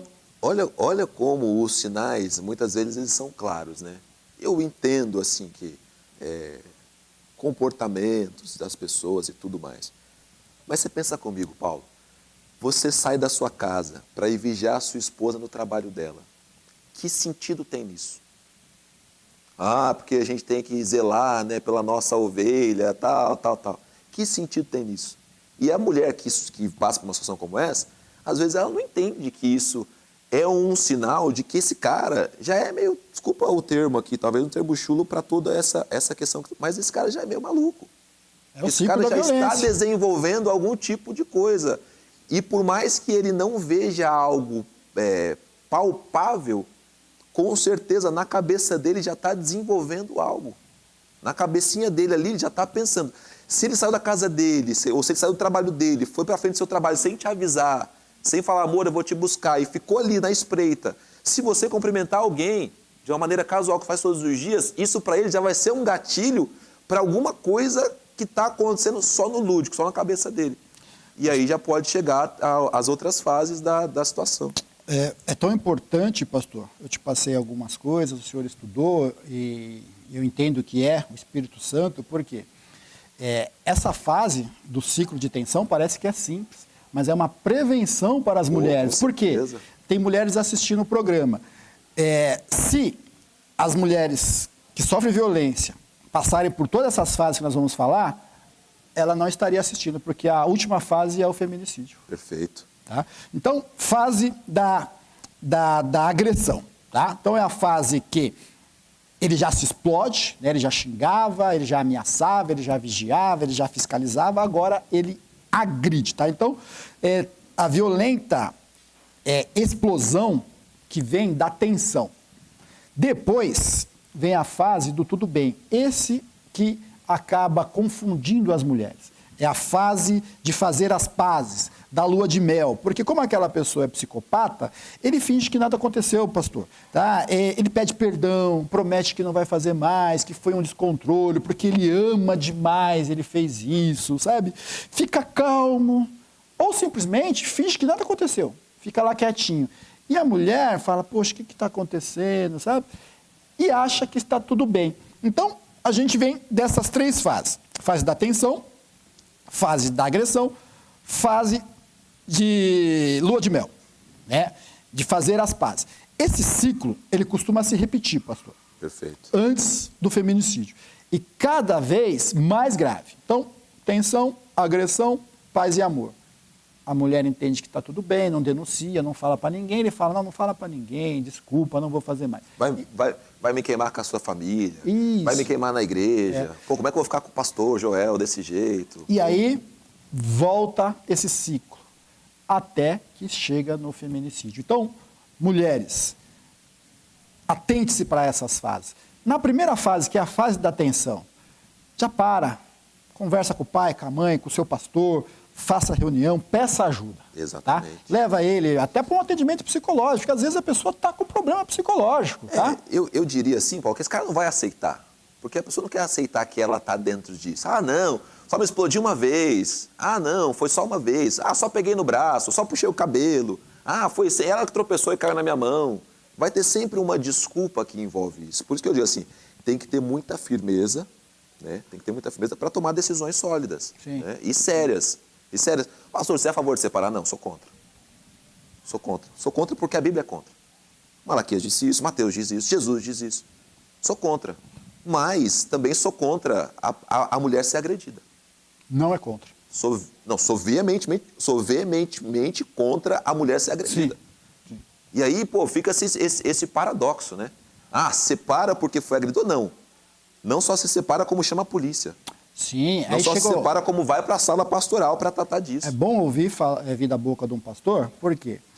Eu tenho um entendimento que é o seguinte, quando entra nessa fase, né, de agressão, de violência doméstica, né, de prender a mulher dentro de casa, como se fosse um cativeiro, isolar a mulher de todo lugar. O remédio, qual que é o remédio para isso? É denúncia e separação, não é nem oração, porque a mulher já está orando o tempo inteiro. Ela vai morrer, o próximo passo, de joelhos dobrados. Deus é capaz? Sim, Deus é onipotente, onisciente, pode fazer tudo, mas a gente está falando de um psicopata, é uma pessoa que não tem Deus no coração. Sim. Olha o que aconteceu com a cantora gospel, a gente vê as mensagens que ela recebia, que vieram a público, né? Ela já falava que ela não aguentava mais, mas que ela entendia que o casamento era para sempre, que ela orava, que ela buscava e buscava ajuda com a amiga, né? Deveria ter buscado ajuda com o pastor dela, deveria ter buscado ajuda com as autoridades, com um advogado, né? Mas é muito fácil a gente julgar aqui agora. Sim. Foi o que eu falei, a gente nunca sabe o que essa mulher está passando. Exatamente. Eu já na minha experiência, eu já me deparei com um caso como esse. O grande erro é você tomar decisões pelas pessoas. Isso a gente, como já tem um conhecimento, a gente não faz. Mas você tem que orientar essas pessoas a tomar decisões corretas. Por quê? Uma mulher, o doutor Paulo, vamos supor, ela não trabalha, está na casa do marido dela, da família do marido dela, e só ele trabalha, só ele arrimo, e ela tem filhos, 1, ou 2, ou 3, ou uma quantidade maior muitas vezes. Então ela tem a pressão sobre ela tem a vida dos filhos, ela sabe que numa casa de separação ela não tem trabalho, De repente a família não tem como acolher, não tem como sustentar. E ela vai se sujeitando a Muito essa bem. condição como essa. Já chegaram casos a mim de situações como essa. O que eu faço? Eu falei, essa decisão não é minha. É a grande maioria, viu, pastor? Essa decisão ela é sua. Mas eu disse, a decisão, ao meu ver, correta é que você chame a polícia para que esse processo seja interrompido. Sim. Esse homem, ele precisa ter algum tipo de coerção sobre ele, porque ele não pode viver com essa naturalidade, com essa situação. E acontece exatamente isso. Todo esse ciclo aconteceu. Graças a Deus, não aconteceu morte. Mas, no final das contas, para esse caso, a decisão dessa mulher, sabe qual foi? Voltar com o marido. Aí eu digo assim, se o pastor ele incendeia o coração dela, você para, chama a polícia, e ela faz isso, mas depois volta, ela criou toda uma situação contra a igreja, contra o pastor, contra a situação. Eu tive um caso assim, pastor. Eu não sou pastor, né? Contudo, na minha casa eu sou pastor, no meu escritório eu sou pastor. Eu pastoreio pessoas. Então tem um pastor que tem o chamado por Deus, tem a unção, e tem a pessoa que tem a função pastoral. E eu tive um caso assim, tá? Um casal, os dois trabalham, inclusive tem a mesma profissão, né? Eles são técnicos de segurança do trabalho, tudo, só que gostam de beber nos horários, né? De folga, de família. E em uma dessas bebedeiras ele agrediu ela. Tá? Nunca tinha acontecido. Ele agrediu. Não estou justificando a bebida. Tá? Ela foi para a delegacia, a polícia veio e foi presa em flagrante. Inclusive, tem 3 tipos de prisão no Brasil. Tá? Em flagrante, quando o crime acontece. A temporária, quando não é pego em flagrante, precisa que esse cara venha à delegacia, ele não vem, ele precisa ser ouvido, aí ele é preso temporariamente, às vezes só para ser ouvido e solto depois. E a prisão preventiva, tá? Não pegou em flagrante, não pegou em temporária, o cara sumiu. Então, preventiva, fica em todo o sistema da polícia, onde ele passar, ele pode ser preso. E aí ela foi no escritório e contou justamente essa história. Doutor, nunca aconteceu. Contou toda a história, trouxe fotos, trouxe vídeo, e eu entrei com a defesa desse rapaz. Defendemos ele, né? Ele não foi absolvido. Essa é a vantagem da lei de violência doméstica, tá? Antigamente o marido batia na mulher e a mulher ia lá e tirava a queixa. Hoje você não pode tirar mais a queixa. Então. Tudo bem, você voltou? Legal, mas ele vai ser processado. Né? E isso funciona, tá? Didaticamente, né? Sociologicamente. E esse rapaz passou por todo esse trauma do processo junto com a mulher, e a mulher junto. Na frente do juiz, não, bateu. Né? Mas foi dentro desse contexto, tudo, uma juíza mulher condenou. E foi uma pena justa. Tá? Mas ele ficou muito triste, a família ficou muito triste. Esse cara mudou. Converso com ele até hoje, a mulher fala, não, é outro homem. Né? Por quê? A mulher foi firme. Tá? Ela parou na fase da agressão. E o remédio, né, foi o processo, sim, foi a condenação. Ele não voltou para a cadeia porque não chegou no feminicídio. Então a pena era uma pena pequena. Aí entra a pena de detenção, substituída aí por penas alternativas. No caso dele, ele prestou serviço à comunidade. Isso também foi bom, porque ele foi prestar serviço no hospital. No hospital ele via mulheres chegando lá agredidas de violência doméstica. Além disso, meu querido irmão, você, irmã que está me assistindo aí, sabe alguém, conhece alguém. É claro, nós não estamos excluindo aqui a ação do Espírito Santo. Não, Deus é o maior transformador de pessoas desse planeta. Deus pega o pior e pode transformar no melhor. Deus pega aquele cara que passava por essas fases e pode transformar ele num santo, num grande homem de Deus. Então, assim, pastor, eu preciso de ajuda porque meu marido está nessa fase aqui, está na fase 1, ou está na fase 2, ou ele está chegando com conversas malucas. Não tem um pastor aí na sua igreja? Procura o seu pastor. Conversa com o seu marido. Olha, eu estou identificando isso, isso e isso. Precisamos de uma conversa pastoral. Precisamos sentar com o nosso pastor. Por quê? Porque você precisa tratar. O grande problema é que eles não tratam, nem na esfera jurídica e nem na esfera pastoral. Isso. Vai deixando a coisa acontecer e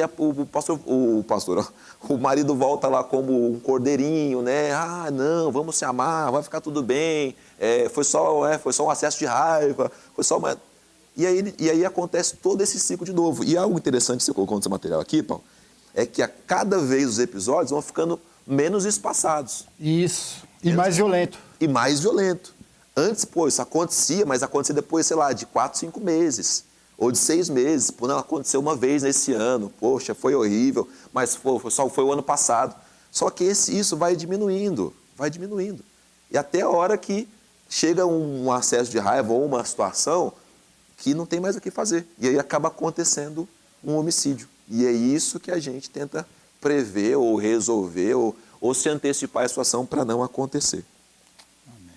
E esse último ciclo, na verdade, é o ciclo da morte, né? Isso, o último ciclo, eu não coloquei aí, eu coloquei os ciclos da violência, porque a morte, ela é uma violência, mas que resulta no feminicídio, que é o final, que é o assunto que a gente está tratando. Então, dentro do ciclo da violência, há esperança, né? Esperança para que esse homem seja tratado ou esperança para que essa mulher não seja vítima de feminicídio. Ela tem que tomar uma decisão. Exatamente. A cada 10 casos, né? A cada 10 mulheres, na verdade, 4 já sofreram violência doméstica. Que é quase 50%. Né? Aí a gente pensa assim, pô, será que esses 50% também não estão no nosso seio? Que sofreram? Será que só nos outros 50%? A gente precisa se alertar a isso, precisa se voltar para isso, porque isso está acontecendo a cada dia mais. Interessante também, para a gente citar aqui, que o feminicídio, como a gente já pincelou, ele é julgado no júri. Tribunal do júri. Ele não é na vara lá junto com você, o advogado, o juiz da vara, não. Ele vai para um júri popular. Exatamente. Né? E aí a situação fica ainda mais complexa, diria eu, né? Isso. Você quer falar um pouquinho sobre isso, Paulo? Rapidinho? Sim. Vou ter que falar rapidamente mesmo, porque ele é um assunto que é um tema, viu? Para a gente falar. O Tribunal do Júri, ele é um tribunal de rito especial, que ele só julga crimes contra a vida. O feminicídio é um deles, tá? Mas tem o homicídio, os homicídios qualificados, como o senhor já falou e a gente já falou aqui também. Tem o aborto, tem o infanticídio, que é julgado lá. O suicídio, mas não a pessoa que está tentando tirar a própria vida, aquele que instiga, aquele que auxilia de alguma forma, né? Dá até o banquinho lá para a pessoa se enforcar. E os crimes conexos, por exemplo, se a pessoa, para matar alguém, ela roubou um carro ou furtou, tá? Ou extorquiu um policial, esse crime conexo ele vai para o júri também, apesar do júri julgar só contra a vida, mas como foi dentro desse contexto, ele vai junto. Quem são os juízes no tribunal do júri? Os juízes são pessoas comuns do povo. A lei entende, até por uma questão de democracia, de participação da sociedade no processo penal, os crimes contra a vida, eles são julgados por pessoas iguais, pessoas da sociedade. Não é uma pessoa, um ser humano que tirou a vida do outro, só o ser humano que participa da justiça, né? Um animal não participa. Então, é composto, são 25 jurados, 25 pessoas, um pastor, um advogado, né? Uma diretora de um programa de televisão, uma pessoa que trabalha na área da faxina. Como são escolhidas essas pessoas? Essas pessoas são escolhidas normalmente pela igreja, quando votam, faculdade, trabalho. Há uma pesquisa sobre a vida dessas pessoas, para ver se essas pessoas não são envolvidas em crime ou algo do gênero, então elas são chamadas para participar. É uma convocação, igual o mesário, tá? Você não pode falar, não, eu não quero. Não, você é convocado, tá? E você pode ser voluntário. Eu quero ser jurado, eu acho legal, eu quero contribuir de alguma forma com a sociedade. Então você vai lá, se cadastra e você entra como voluntário também, se cumprir esses requisitos. Então, no dia de uma plenária, desses jurados, que são muitos, separam 25, para que haja justiça, tá? O juiz presidente é o que preside, apesar dele não ser o juiz que decide, ele é o presidente. Ele preside para que o julgamento ocorra na mais perfeita ordem e legalidade, tá? E os jurados, por ele não ser um bacharel em direito, eu já fui jurado e sou advogado. Quando eu comecei a advogar, eu pedi a exclusão. Você pode pedir, desde que você justifique, tá? Então, mas tem muitos estudantes de direito, tem muitos bacharéis de direito que não atuam, né, mas são bacharéis. Eu conheço a lei, mas muitos não conhecem. Então, num caso de condenação, tá, desses 25, sorteiam 7, porque número ímpar, justamente para que não haja empate. Perfeito. O julgamento é um colegiado, é por maioria. Então, é feito, o juiz explica quem pode ser jurado, quem não pode, como são muitos requisitos, não vai dar tempo de falar aqui, e seleciona. O advogado e o promotor têm direito de recusar 3, aí já é uma estratégia, né? Pelo perfil daquele jurado, pela profissão, a gente nega. Hoje eu, como cristão, eu só oro. Eu oro e, né, se Deus está comigo naquela causa, né? E eu já tive causas que foi Deus que fez a defesa, não foi eu, porque era a vontade de Deus. Deus tem propósito com a gente, né? Então, tem muitos casos aí, como cristão, eu vejo a mão de Deus, né? O cliente sabia que ia ser condenado, eu também sabia, mas Deus absolveu. E aí, Nós podemos recusar 3, desses 25, só pode ser 3 recusas de cada um. Monta-se o conselho de sentença, o juiz presidente faz o juramento com eles, porque a única razão para eles julgarem é a consciência e a justiça. Por isso que eles fazem o juramento. Tá? Eles ficam incomunicáveis, ficam um oficial de justiça o tempo inteiro com eles no julgamento. Eu já tive casos que ficou 2, 3, 4, 5 dias no julgamento. Tá? Então, esses crimes grandes, facções criminosas, eu venho embora, o promotor, mas os jurados dormem lá, junto com o oficial de justiça. Eles não podem falar sobre o julgamento. Eles podem falar de futebol, qualquer outra coisa, menos sobre o julgamento. Tá? É muito sério o tribunal do júri. Composto, tá? No conselho de sentença, o tribunal do júri ele tem 2 fases. Tá? A primeira fase chama a fase do sumário de culpa. É a fase da prova, da investigação, para ver se foi ele mesmo. E chega no final, o juiz presidente ele dá uma sentença, que é de pronúncia, ou seja, você é pronunciado, você vai para o tribunal do júri, ou impronúncia, que soa como uma absolvição. Não, a prova, ela latente, tá? Ou é insuficiente para você ir para o tribunal do júri. Certo. Né? Ou absolvição sumária, ele prova já de início que não foi ele, então ele é absolvido. Mas 90% dos casos ele é pronunciado, porque para você ir para o tribunal do júri, basta uma prova da materialidade, alguém morreu. Tem um caixão. Certo. Então já tem a prova. E indícios de autoria, suspeita de autoria, que nem esse marido aí do caso Gospel, ele vai para o tribunal do júri, porque já tem indícios que foi ele. Né? Então, ele vai para o tribunal do júri. Mas não há condenação sumária. Não tem condenação ainda, nós estamos na primeira fase. Perfeito. É a fase do sumário de culpa, estamos sumariando a culpa. Eu digo porque esse caso já, entre aspas, comprovou-se o ele ainda não é culpado, existem indícios. Não existe prova latente. Quem vai decidir se tem prova latente ou não vai ser o tribunal do júri. O juiz, presidente, ele vai fazer só esse sumário. Chega no final, tá, da segunda fase, o juiz vai decidir. Depois que todos foram ouvidos, interrogados, as provas foram exaustivamente debatidas, o crivo do contraditório da ampla defesa permaneceu, não houve nenhuma nulidade, aí o juiz vai falar, olha, tem prova da materialidade, a mulher está morta, encontramos o corpo. No caso de uma confissão, Paulo, como é que fica? É prova. É prova? Aí já é prova, não é mais indício. Mas vai para o júri mesmo assim? Vai para o júri mesmo assim. O júri basta indício. Se você confessou, aí você vai mesmo. Ele pode ver a pena, de repente, ser... Essa confissão, muitas vezes, é benéfica para o réu, porque serve como uma atenuante. Lá, quando vinha a pena, como ele confessou, contribuiu com a justiça, eu vou diminuir a pena em 1/6, metade, 1/3, vai depender do caso em espécie. Então, houve indício, não houve confissão. Nesse caso, ele já voltou atrás, né? Ele fala que não confessou mais. Mas há indício. Então, o que o juiz fala? Ó, como há indícios e tem prova, eu não sou mais competente para te julgar. Eu vou te pronunciar, você vai para o tribunal do júri. Lá os jurados vão decidir. Aí entra na segunda fase, que é a fase plenária. Tudo que aconteceu nessa primeira fase acontece no tribunal do júri, mas é em 1 dia, 2 dias, em pouco tempo.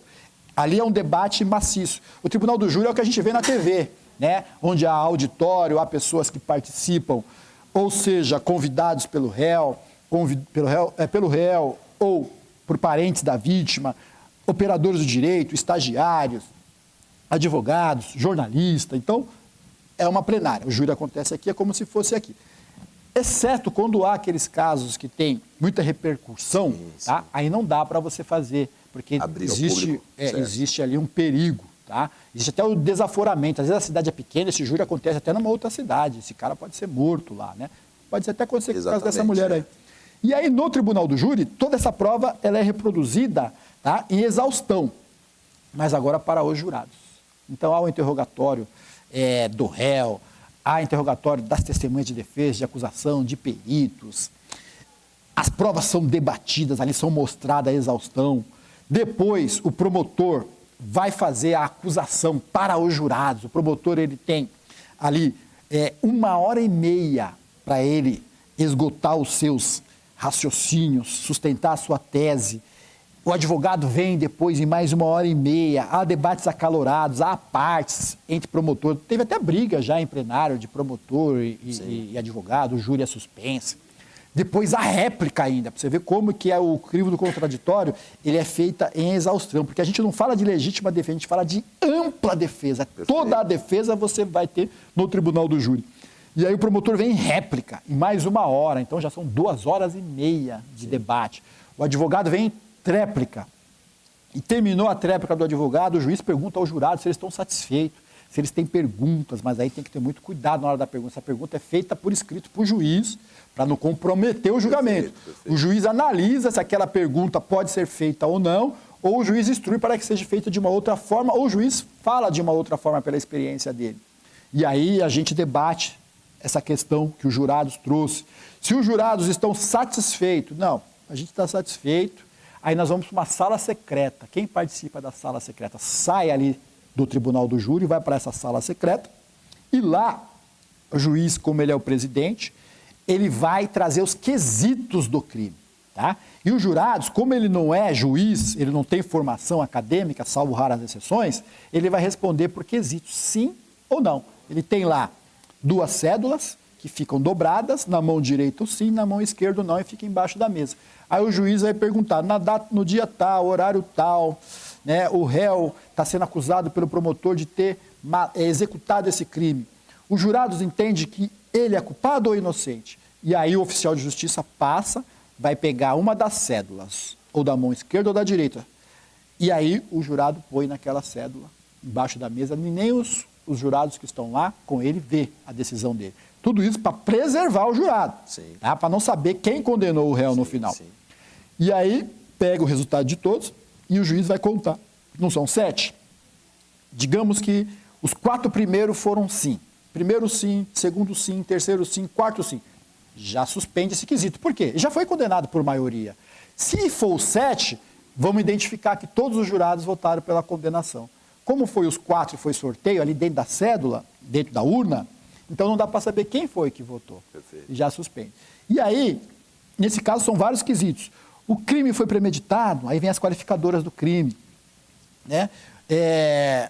O crime foi praticado, nesse caso aí, por exemplo, motivo torpe, por vingança, por traição, por emboscada. Sim. Todas as qualificadoras que foram denunciadas ali são passadas pelos jurados, os jurados vão votar sim ou não. E essas qualificadoras vai aumentando a pena do crime. A pena do feminicídio não é de 12 a 30? Sim. Ele cometeu o feminicídio, mas não houve nenhuma qualificadora. Ele é primário. 12 anos. Vai pegar a pena mínima. Houve qualificadoras, e cada qualificadora que houve vai aumentando. Ocultou o corpo e depois incendiou. Ocultação, isso, exatamente. Vai tudo gravando. Isso, porque o juiz, quando ele dá a sentença tem 3 fases. Então, ele analisa as circunstâncias do réu, né? A qualidade do réu, se ele é primário, se ele colaborou com a justiça ou não, as circunstâncias do crime, como esse crime foi praticado, né? Se teve atos de crueldade, foi na frente de criança. E na 3ª fase, o juiz vai analisar o crime em especial e suas qualificadoras, né? Que é o feminicídio e tudo, e pelas razões. E o intercrimes, até onde ele percorreu, matou ele percorreu todo o caminho do crime. E aí sim, por isso que muitas vezes a sentença passa dos 30. A pena era de 12 a 30, mas tamanha é as qualificadoras, tamanha é a qualidade do réu, às vezes ele é reincidente, já praticou outros crimes, tá? E tamanho o percurso que ele percorreu, essa pena passa dos 30. Ele pega 130 anos, mas vai cumprir... No máximo 40, que é o que a nossa lei... Antigamente era 30, tá? Houve uma mudança, né? Nesse pacote de crime, muitas coisas mudaram, inclusive o regime de progressão, o regime não, a quantidade, né, da progressão. Antigamente era 1/6, 2/3, 2/5, hoje é em porcentagem, né? 16%, 20%, 25%, 30%, 60%, 70%, dependendo do crime. Né? Que nem os hediondos são as penas maiores e os regimes de progressões também maiores. Pô, sensacional, Paulão, sensacional. Ângela, tem participação aí? Tem alguém participando com nas redes sociais aí? Tem comentário da Patrícia Módulo, que dá parabéns pelo tema e diz que os esclarecimentos são importantes para todas as esferas da sociedade. Perfeito. E a Raquel tinha feito aqui uma pergunta, mas durante aí o bate-papo vocês praticamente já deram a resposta, né? Que era como ajudar alguém numa situação dessa aí dessas fases aí da violência, né? Então, sendo mulher ou homem também sofrendo. Aí sei que às vezes a vítima sente vergonha de falar e se abrir com alguém, mas aí na conversa vocês já deram a resposta tanto na questão espiritual, né, eclesiástica ou jurídica. E aqui tem o Leandro Lopes. Doutor Paulo, teve algum caso que você sabia que o seu cliente seria condenado, porém, pela fé do acusado, a sentença foi revertida? É o Leandro do Zoe 2. Teve um caso muito grave, um caso que repercutiu na mídia, nacional e internacional. Os primeiros ataques do PCC, em 2006. Sim. Houve vítima lá, um bombeiro, morte fatal, um segundo bombeiro, tentativa de homicídio, e um enfermeiro que passava pelo local, tentativa de homicídio. 3 crimes de homicídio. Desse crime, tá, eu não vou falar o nome do meu cliente para protegê-lo, mas participou até o Marcola, o Carambola, ou seja, a alta elite do PCC. A alta elite da facção criminosa hoje que domina os presídios de São Paulo e fora de São Paulo e até fora do Brasil. Sim. Então foi um crime que repercutiu nacionalmente. E essa minha cliente, na verdade, era uma mulher, e ela era uma menina nova naquela época, tinha cerca de 18 anos, ela não era brasileira, né? Então ela veio para cá numa situação de escrava, sabe aquelas profissões que as pessoas trazem e colocam lá num quarto para costurar, e ela conseguiu fugir, né, desse regime de escravidão e foi parar lá na boca do lixo de São Paulo, onde é a Cracolândia hoje. Não falando português, não sabendo sobreviver, começou a sobreviver de prostituição. E as facções criminosas, e os criminosos de um modo geral, gostam dessas pessoas, trazem para cá bonitinha e tal. Então, ela não era uma criminosa que apertava o gatilho, mas eles usavam ela para passar um pano. Sim. Entrava nos lugares como se fosse namorada, andava no carro para a polícia não suspeitar. Perfeito. E nesse dia aí usaram ela também. E ela foi condenada no primeiro julgamento por 35 anos. Todos foram condenados, todos. Tá?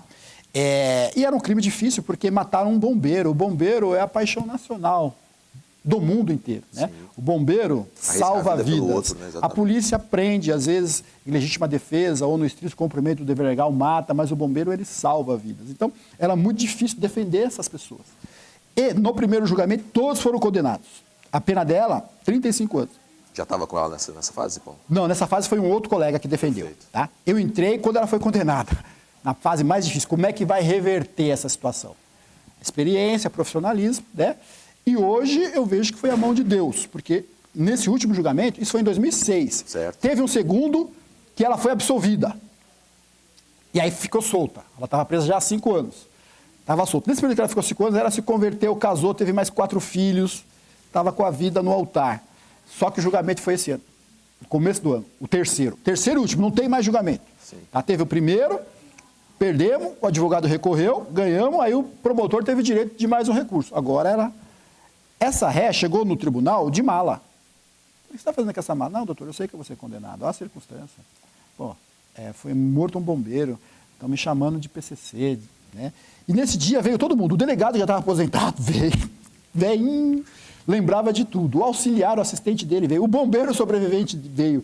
O enfermeiro veio, né?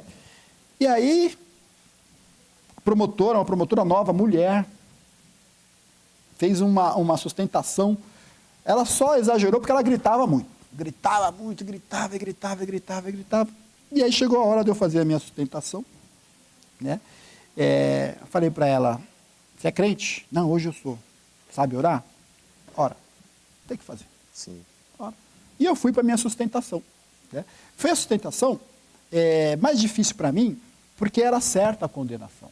Toda a prova era contra ela. Sim. Mas eu fiz uma sustentação sucinta, tranquila, não foi a minha melhor sustentação, mais direta, objetiva e uma paz. E a promotora tentava roubar a minha paz, fazia a parte, eu não fiz a parte, a gente tem direito à parte, atrapalhar e fazer pergunta, não, isso não é mentira, isso é verdade, então prova. Não fiz nenhuma parte, e ela fez, e eu dava a parte. Ela pedia uma parte, eu ia na frente dela e dava a parte. E ela não se conformava.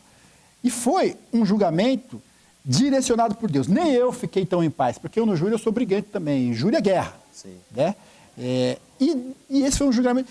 A promotora estava tão tranquila que o juiz, terminei a minha parte, o juiz, doutora, promotora, a réplica. Ela falou, estou satisfeita. Ela não quis nem a réplica. E como ela não teve réplica, eu não tive tréplica, porque existe aí, né, o direito de defesa e de igualdade de defesa, né? O crivo do contraditório e da ampla defesa. Acabou o julgamento. Fomos para a sala secreta. E tinha nesse homicídio, ela foi denunciada por 3 homicídios, 1 consumado, 2 tentados, associação criminosa, porte de arma, e tinha mais um que eu não lembro. Todos os crimes do Código Penal estavam lá. Crime hediondo. E aí os quesitos foi justamente isso, né? A ré participou do crime, tal. Os 4 quesitos primeiros, dos 4 primeiros jurados que a gente não identifica. 4-0. Eu olhava para minha assistente assim, é isso mesmo, né? No primeiro homicídio. Segundo homicídio, 4-0. Terceiro homicídio, 4-0. Ganhamos os crimes mais graves, né? E ali eu já sabia que era Deus, né? Eu já estava tranquilo, né? Pelo clima do julgamento eu já vi que era Deus. E a ré não participa, tá? Do julgamento, da sala secreta, da decisão. Aguardando a decisão. Ela fica aguardando na carceragem. Já fica presa. Sim. Era o último julgamento, ela já estava com a mala, pronta para ir para a cadeia. Ganhamos. Aí veio porte de arma. Ganhamos. Associação criminosa. Ganhamos todos pelo mesmo placar. 4-0. A promotora pulava dessa altura. Tanto é que houve até recursos e tal. Mas foi um julgamento direcionado por Deus. Glória a Deus. Né? Primeiro, Deus teve misericórdia de mim como defensor, porque Ele tem um propósito comigo. Teve misericórdia da vida dela, porque ela se arrependeu. E ela confessou mesmo toda a participação, mas não efetiva. Como vítima. Foi usada, foi arrebatada. Então, e foi absolvida e não tem mais julgamento. Glória a Deus. E tem contato com ela hoje? Tenho Tá servindo a Deus? com ela.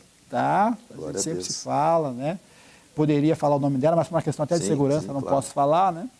Mas foi um dos julgamentos, já como cristão, já tiveram outros, né? Sim. Que eu vejo e vejo por que Deus permitiu, né? Porque na minha conversão eu pensei que Deus poderia falar para mim, olha, hoje você não vai mais advogar na área criminal, mas advogar na área criminal há 20 anos, né? Vai ter que começar do zero. Sim. Mas se Deus mandasse, assim. Mas Deus permitiu que continuasse. Glória então tem propósito aí. Amém. Então é isso, Leandrão. Está aí a sua resposta. Acho que está muito bem respondida. Pastor, só uma coisa que a Ângela falou, foi explicado sobre o ciclo da violência doméstica, mas a quem pedir ajuda, é importante isso, viu, Ângela? 190, sempre, né? Está sofrendo violência doméstica, polícia militar. É um serviço que funciona. Quem já usou, sabe, pode falar o que for da polícia militar. 190 funciona, tá? E o 180, que é um serviço do governo federal. Certo. Tá? Inclusive, os 2 números você pode pedir sigilo, tá? Porque antigamente falava em briga de marido e mulher, não se mete a colher. Hoje mete sim. Se você não meter a colher, essa mulher vai ser morta. Principalmente algumas autoridades, como pastor. Tem que interferir, pastor. Senão você responde por crime. Sim, claro. Professor, né? Quem está sobre responsabilidade dessa pessoa. Essa pessoa é adicional. Síndico de um condomínio. A mulher está pedindo socorro, tem que ligar o 90, tem que se intrometer. Sim, tá? sim. Não, então, perfeito. São números importantes. Isso é muito importante saber. 2 situações só, para a gente poder encerrar o programa de hoje. Ô, Ângela, quem está com a gente segunda-feira aí, que eu já vou encerrar, já tem o nome de quem está com a gente segunda-feira aí? Se Deus quiser. Sim, segunda-feira nós teremos um professor de teologia e escritor, o pastor Ademir, da Igreja Quadrangular, e ele vai estar falando sobre alguns livros dele. Maravilha. Então, segunda-feira será com ele. E é muito importante aí esse assunto que vocês estavam falando, né? Essa questão de procurar ajuda. Infelizmente, durante muito tempo, a gente viveu nas igrejas aquela coisa de ore para Deus transformar, né? Sim. Alguns tinham esse tipo de ensinamento e a gente sabe que muitas pessoas, muitas mulheres sofreram essa questão da violência, como o senhor estava falando, a violência psicológica, a violência até mesmo física, né? Mas dizia, ai, Jesus que me deu até que a morte separe e aquela coisa toda. E a gente precisa estar ligado nisso daí. Continue orando, mas busque o acompanhamento pastoral, porque se o pastor souber disso e não tratar disso, aí é um problema muito mais sério. Né? Você precisa, claro, tem que orar, Deus muda. Mas se você não tiver um acompanhamento, essa pessoa também não muda.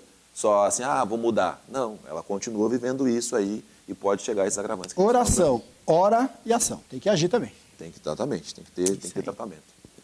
Então é isso, 2 coisas importantes assim para citar, né? Jesus é nosso advogado fiel, né? A Bíblia diz que é nosso advogado, então você pode contar com Jesus. O Paulo está falando aqui também sobre os trânsitos, os julgamentos e tudo mais, Jesus é o grande autor disso, né? A Bíblia diz que a carta que era contra nós, ou seja, a dívida que nós tínhamos perante a justiça foi rasgada. Então você também é alvo desse grande amor de Deus. Tudo isso para você entender o seu valor diante de Deus. Se Vanderlei Medeiros estivesse aqui agora, ele ia dizer a célebre frase: você não é pouca coisa, não. Que ele disse que demorou muito tempo para construir. Então você tem um valor imenso diante de Deus para viver uma vida debaixo dessa condição, dessa circunstância. Paulão, muito obrigado, meu amigo. Deus abençoe a sua vida, Amém. Abençoe seu trabalho, te recompense, te dê graça todos os dias, que Deus te fortaleça. Em nome de Jesus. Ângela, obrigado. Léo, obrigado. Leandrão, obrigado. Você que esteve conosco também, obrigado. Que Deus abençoe a sua vida. Mandar um abraço para quem estava com a gente aqui hoje, Ângela. Isso aí. Rapidamente, Ney Juriarte, lá de Chapecó, que Deus abençoe. Regina Rocha, lá de Dracena, interior de São Paulo também. Heloísa Vitória sempre com a gente também, lá no Pernambuco. Pastor Elias Araújo, lá de Diadema. Aí passou um bom tempo para a gente fazer um debate aí, ó, teológico também sobre isso. Nossa irmã Raquel, que Deus abençoe. Luciana Santana, de Matos, também um abraço para você. O Adiel Martins, lá de Rondônia. Rapaz, que Deus abençoe a vida de vocês aí. Eu acho que é a primeira vez, não sei. Eu também acho que é a primeira vez. Não que lembro Deus do abençoe. nome dele, não. A Juliana Donaire também participou com a gente, fez uma pergunta. Adrian Luiz, lá de Botucatu, que Deus abençoe vocês. Patrícia Módulo, filha da casa. Lúcia Santos também, que Deus abençoe a sua vida. Neiva Martins, que Deus te abençoe. Grazi Marques. O Leandro Lopes também, que Deus abençoe a sua vida. Galera do Gêmeos 2 está em peso aí, ó. Grazi, o Leandrão. A Elaine Benites também, que Deus te fortaleça. O Vanderlei, eu achei que era Vanderlei Medeiros, quase fui nessa onda, mas ele está na praia agora. Lá do Jardim Tereza também. E a Lenita César também, que Deus abençoe a sua vida. Lê. A você que estiveram conosco, que Deus abençoe. Final de semana muito abençoado. Domingo estamos aqui buscando a Deus, se Ele assim permitir. Amanhã tem evento de homens. Se você que é homem, tá querendo participar de evento cristão, mas as inscrições estão encerradas, pastor Ricardo. Mas se você chegar aqui e falar, pô, assisti no programa, não sabia que ia acontecer, o pessoal vai com certeza deixar você participar junto com eles. Vai ser um tempo abençoado. Então você que quer buscar uma direção de Deus para a sua vida como homem, o homem está envolvido em todas essas esferas, querido. O homem ele tem um papel principal, importante na família, na igreja, na sociedade. Então, se você tiver um homem tratado por Deus, você tem um marido melhor, um pai melhor, um ministro melhor, um servo melhor, um trabalhador melhor. Então, vem buscar isso amanhã. Às 20 horas nós estamos aqui buscando a Deus em favor dos homens. Um evento maravilhoso. Paulão, Flávio, nosso evangelista, estão encaminhando esse trabalho. Enfim, tem uma equipe muito abençoada fazendo isso. Vem buscar aí junto com a gente. Também temos um culto dos jovens às 20 horas. Você que é jovem também quer buscar Deus, quer se colocar diante do Senhor às 20 horas. Culto dos homens no templo, culto dos jovens aqui na Capela do Estevanato. Você vem no mesmo endereço, tá bom? Avenida Ultramarino, número 616. Na parte da nave de cima, homens, na nave de baixo, os jovens vão estar ali, os adolescentes também, que também é culto do Connect, você também é nosso convidado. Tá certo, gente? Que Deus abençoe a nossa vida, que Deus nos guarde, que Deus te abençoe e também te guarde. Ficamos hoje por aqui, até semana que vem, se Deus permitir. Forte abraço para você, que Deus te abençoe. Amém. Paz.